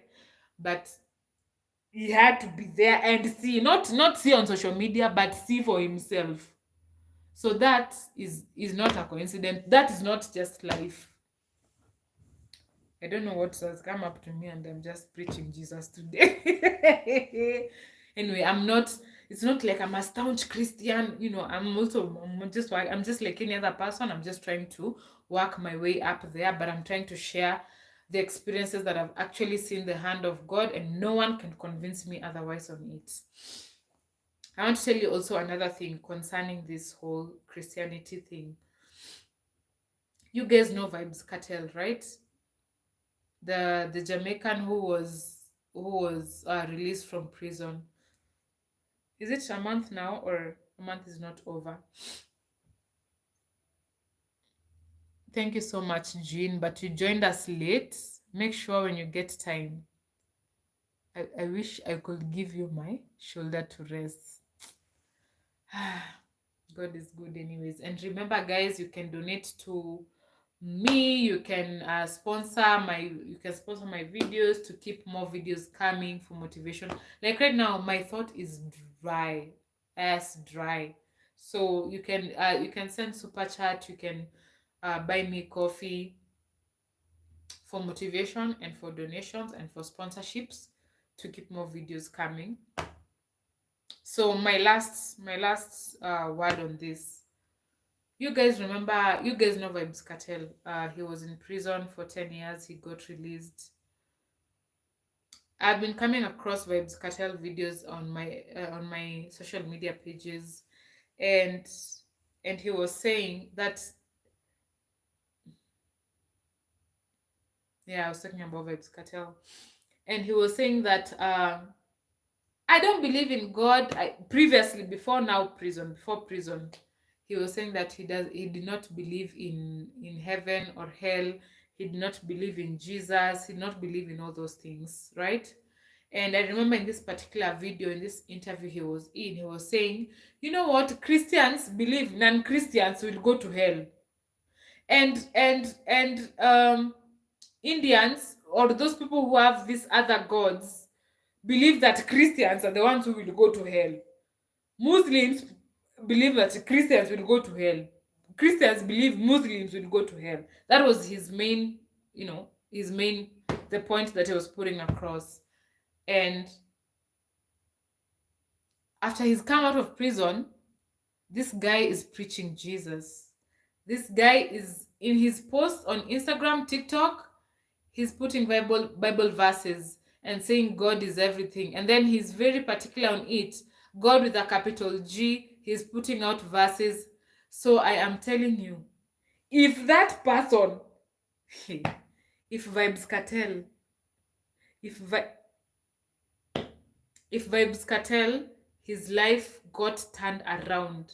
And probably just God had to make him go through that experience for him to change people's mind, because people really look up to him. So maybe God had to let him go through that experience for him to come out now and start putting Jesus and God and the word of God out there, so that people who look up to him can know, you know what, this is actually the real deal. In every post he makes, just go on his Instagram, you will see hashtag God is everything, hashtag Bible verses. He quotes Ephesians. He quotes. If that person was changed, no one is an exception, including me and you. So I just hope I have encouraged someone out there with my experiences, with what I have gone through. And when I was working on a contract with American Airlines, and what happened, Mark? So if Vibes Cartel, we all know how Vibes Cartel is. If Vibes Cartel is his life got turned around, I don't think anyone is an exception. I do not think anyone is an exception. Absolutely. If that man is now saying, no, I really don't like music, Spiral Black. I'm really not a music person. I'm more of a Netflix person, by the way. If Vibes Cartel himself, his life was like took a 180 degrees. A man who was staunch on, you know what, there's no Jesus, there's no heaven, there's no hell. That is a white man's thing. Go to it. If his life was Nini, And this is what I believe. God will put you in a position, eh? You will have to say Jesus is Lord. They say every knee will bow. If him was turned around, yours is not an exception. What happened, Mark Brown?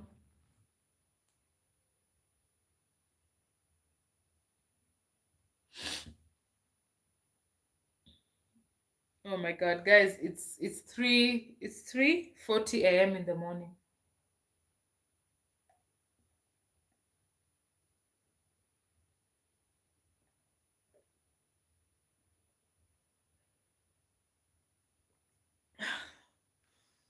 If Vibes Cartels was turned around, it is not an exception for you.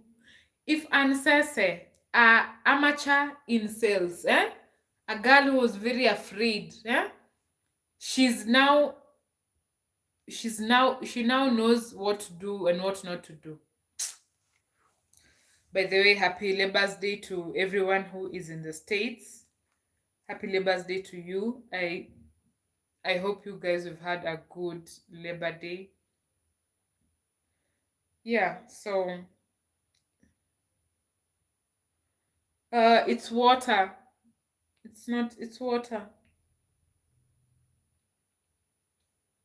So guys, you can remember to Shepherd Warrior, I can still see you. Remember to donate if you can.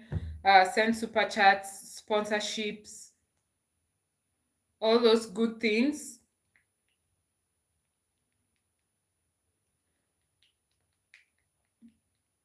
Because Jesus is Lord.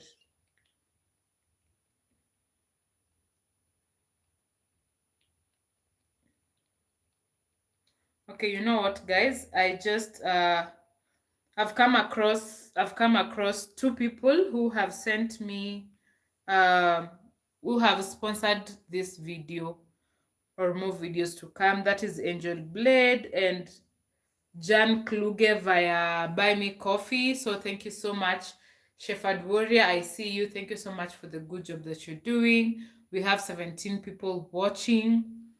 Shepherd Warrior, you can send us the Buy Me Coffee link for sponsorships and donations. We are yet to meet with Nicolene G and Ashin Boke. So yeah, thank you so much, guys, for listening to me. Thank you so much for keeping me company for 3 hours and 42 minutes. 3 hours 42 minutes. Thank you so much, Melvin. Yeah, I actually do respond. If you see me not reading comments at times, probably I am.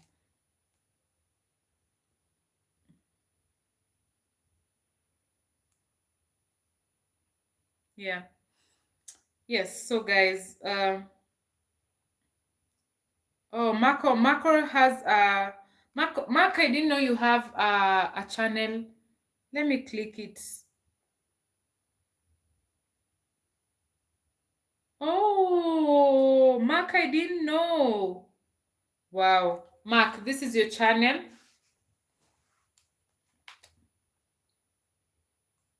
He has a portrait for me. So let me subscribe. I have subscribed Mark. I have subscribed. I don't think he has a portrait for me. Oh, I see a portrait for D Mwango. I see a portrait for Marwa. That's good. Wow, Mark, good. I didn't know you.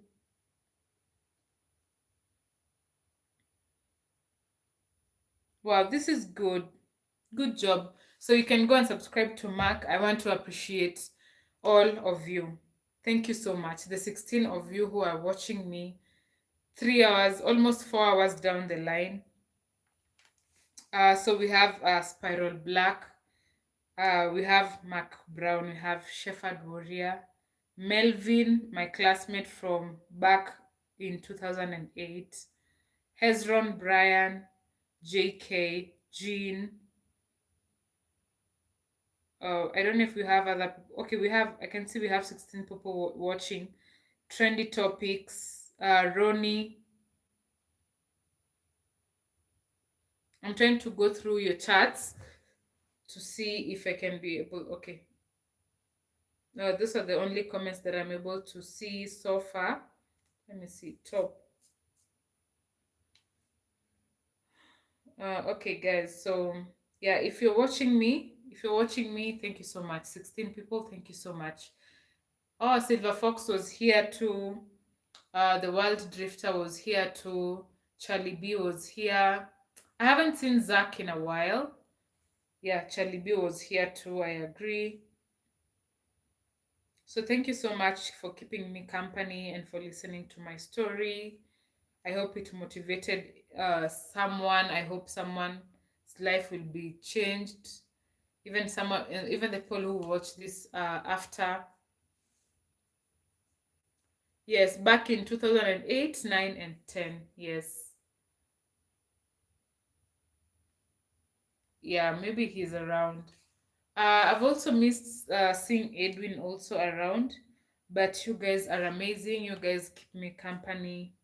Imagine talking for 4 hours and people are commenting and watching your videos and reacting and leaving a big thumbs up. That is truly the motivation that, for a short bit, okay, that is truly the motivation that we need as, Kenyan YouTubers and everyone in their line of work.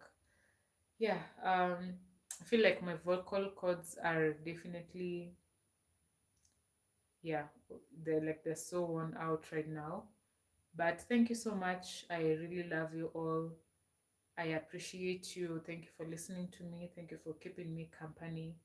Thank you to my two moderators, that is Spiral Black and Shepherd Warrior. We love you. We acknowledge you. We appreciate you for the good job that you're doing. Thank you so much for always showing up. Thank you so much, Mark Brown. Thank you so much, Melvin. Thank you so much, Silver Fox. Thank you so much, Charlie B. Thank you so much, The World Drifter. Thank you so much to all of you. Who else haven't I not mentioned? Thank you, Hezron. Thank you, Trendy Topics. So I want to appreciate you. I love you. Thank you so much, JK. Thank you, Jean. We also had someone from Australia. Oh, and something else I did not mention. You see those very two fast sales that I made in that first month? Those clients were from Australia. I was very happy. Yeah. So I have come from far and I am going really far. And now that as I grow and I get to see the fire that is in me, I get to see the light that is in me. I'm very consciously aware if someone is trying to pin me down, it's because they see something that is in me that is threatening them. I'm fully aware of that. If you're trying to pin me down, you are the one who is the problem, not me. Eh? I've come to actually learn that, and I'm not even. I've not even I've not even touched 5% of what God is yet to do in my life. And I pray that He also does amazing, exceedingly, abundantly above what you can even ever think or imagine. To all of you, thank you so much for gracing this show. Thank you so much for gracing this story. I am exhausted, but I appreciate the Buy Me Coffee links are being dropped there. You can donate, you can sponsor, you can send super chats, and that keeps us motivated as YouTubers, as content creators. Yeah, as you can see, it is 3:50 a.m. in the morning. If you haven't watched my previous videos, please go and watch them. And if you're watching them, please make sure that you also watch the ads. Watching the ads really help. You know what, when those ads come, you just say, you know what, let me support my girl and let those ads play, so that we are able to get um monetary rewards from the work that we are doing. Yeah. Yes, sweet dreams. I know it is also at night, and to you guys. I've dropped so many videos. I don't think I've ever dropped so many videos within a very short period of time. I think within the last 5 days, I have done 4 videos or so. So the next time you'll be seeing me on YouTube is probably Thursday. Thursday is not far, it's just today and tomorrow, and we are there Thursday. Yeah, so probably this week I might be dropping 2 more videos. Yeah. So if you see those ads, don't skip them. The monetary rewards definitely keeps us going because this is work, and at the end of the day, we want to be in a position to pay bills and even travel so that we can be able to show you the other side of the world that you are not able to see. So we show you the other side of the world through the lens. Melvin is saying, mm, oh, guys. Guys, I didn't know what happened. Okay, I tried to press. Oh, that's good. I didn't know that I'll be back. Um, okay, guys. I think I wanted to read Melvin's comment. You are really putting in the work. We appreciate it. Guys, I didn't know like I will go back because I'm trying to see like their live chats, but I cannot see them. So yeah, guys, that was it. I hope I was able to motivate someone, encourage someone, and yeah, I didn't know that now. Previously when you why are all these messages coming in? When you are like when you accidentally press the YouTube end button, like home button, the live ends automatically. So I pressed the home button accidentally, and then I thought that the live has ended, but I could see you guys talking in the comment section. So Angel Blade, I can see you. Thank you so much to all of you. I appreciate you. Please go and watch my previous videos. If you're going to sleep, let them run on your PC or on your TV or on your phone. Let them run and watch all the ads. I'm going to see you on Thursday when I upload. Angel Blade, wait, oh, Angel Blade, thank you so much for the coffee. I have seen you have bought me coffee. Thank you so much for the donation and for the sponsorship. And guys, if I put my phone on the tripod again, we go and again start talking for two more hours. No, I beg. So Angel Blade, thank you so much. And there was someone else too. Thank you so much for the donation and sponsorship. And I will see you on the next one. As you can see, I am tired. My energy is a little bit low. I love you all. I appreciate you.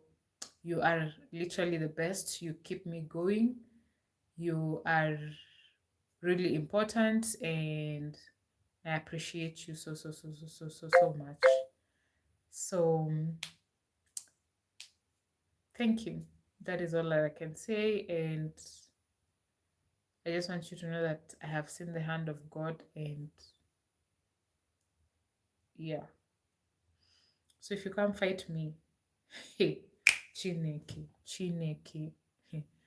If you can't fight me, bro, you're not fighting me. You're fighting God. So you deal with him. Me, I'll stay aside. See ya. Truly, thank you. 4 hours, Jesus. Work hard, play hard. 4 hours. See ya, guys. See you. It was a pleasure. I appreciate the extra 45 minutes. Absolutely. Thank you. Thank you. Thank you. Thank you. Thank you. Bye. I need to go to sleep.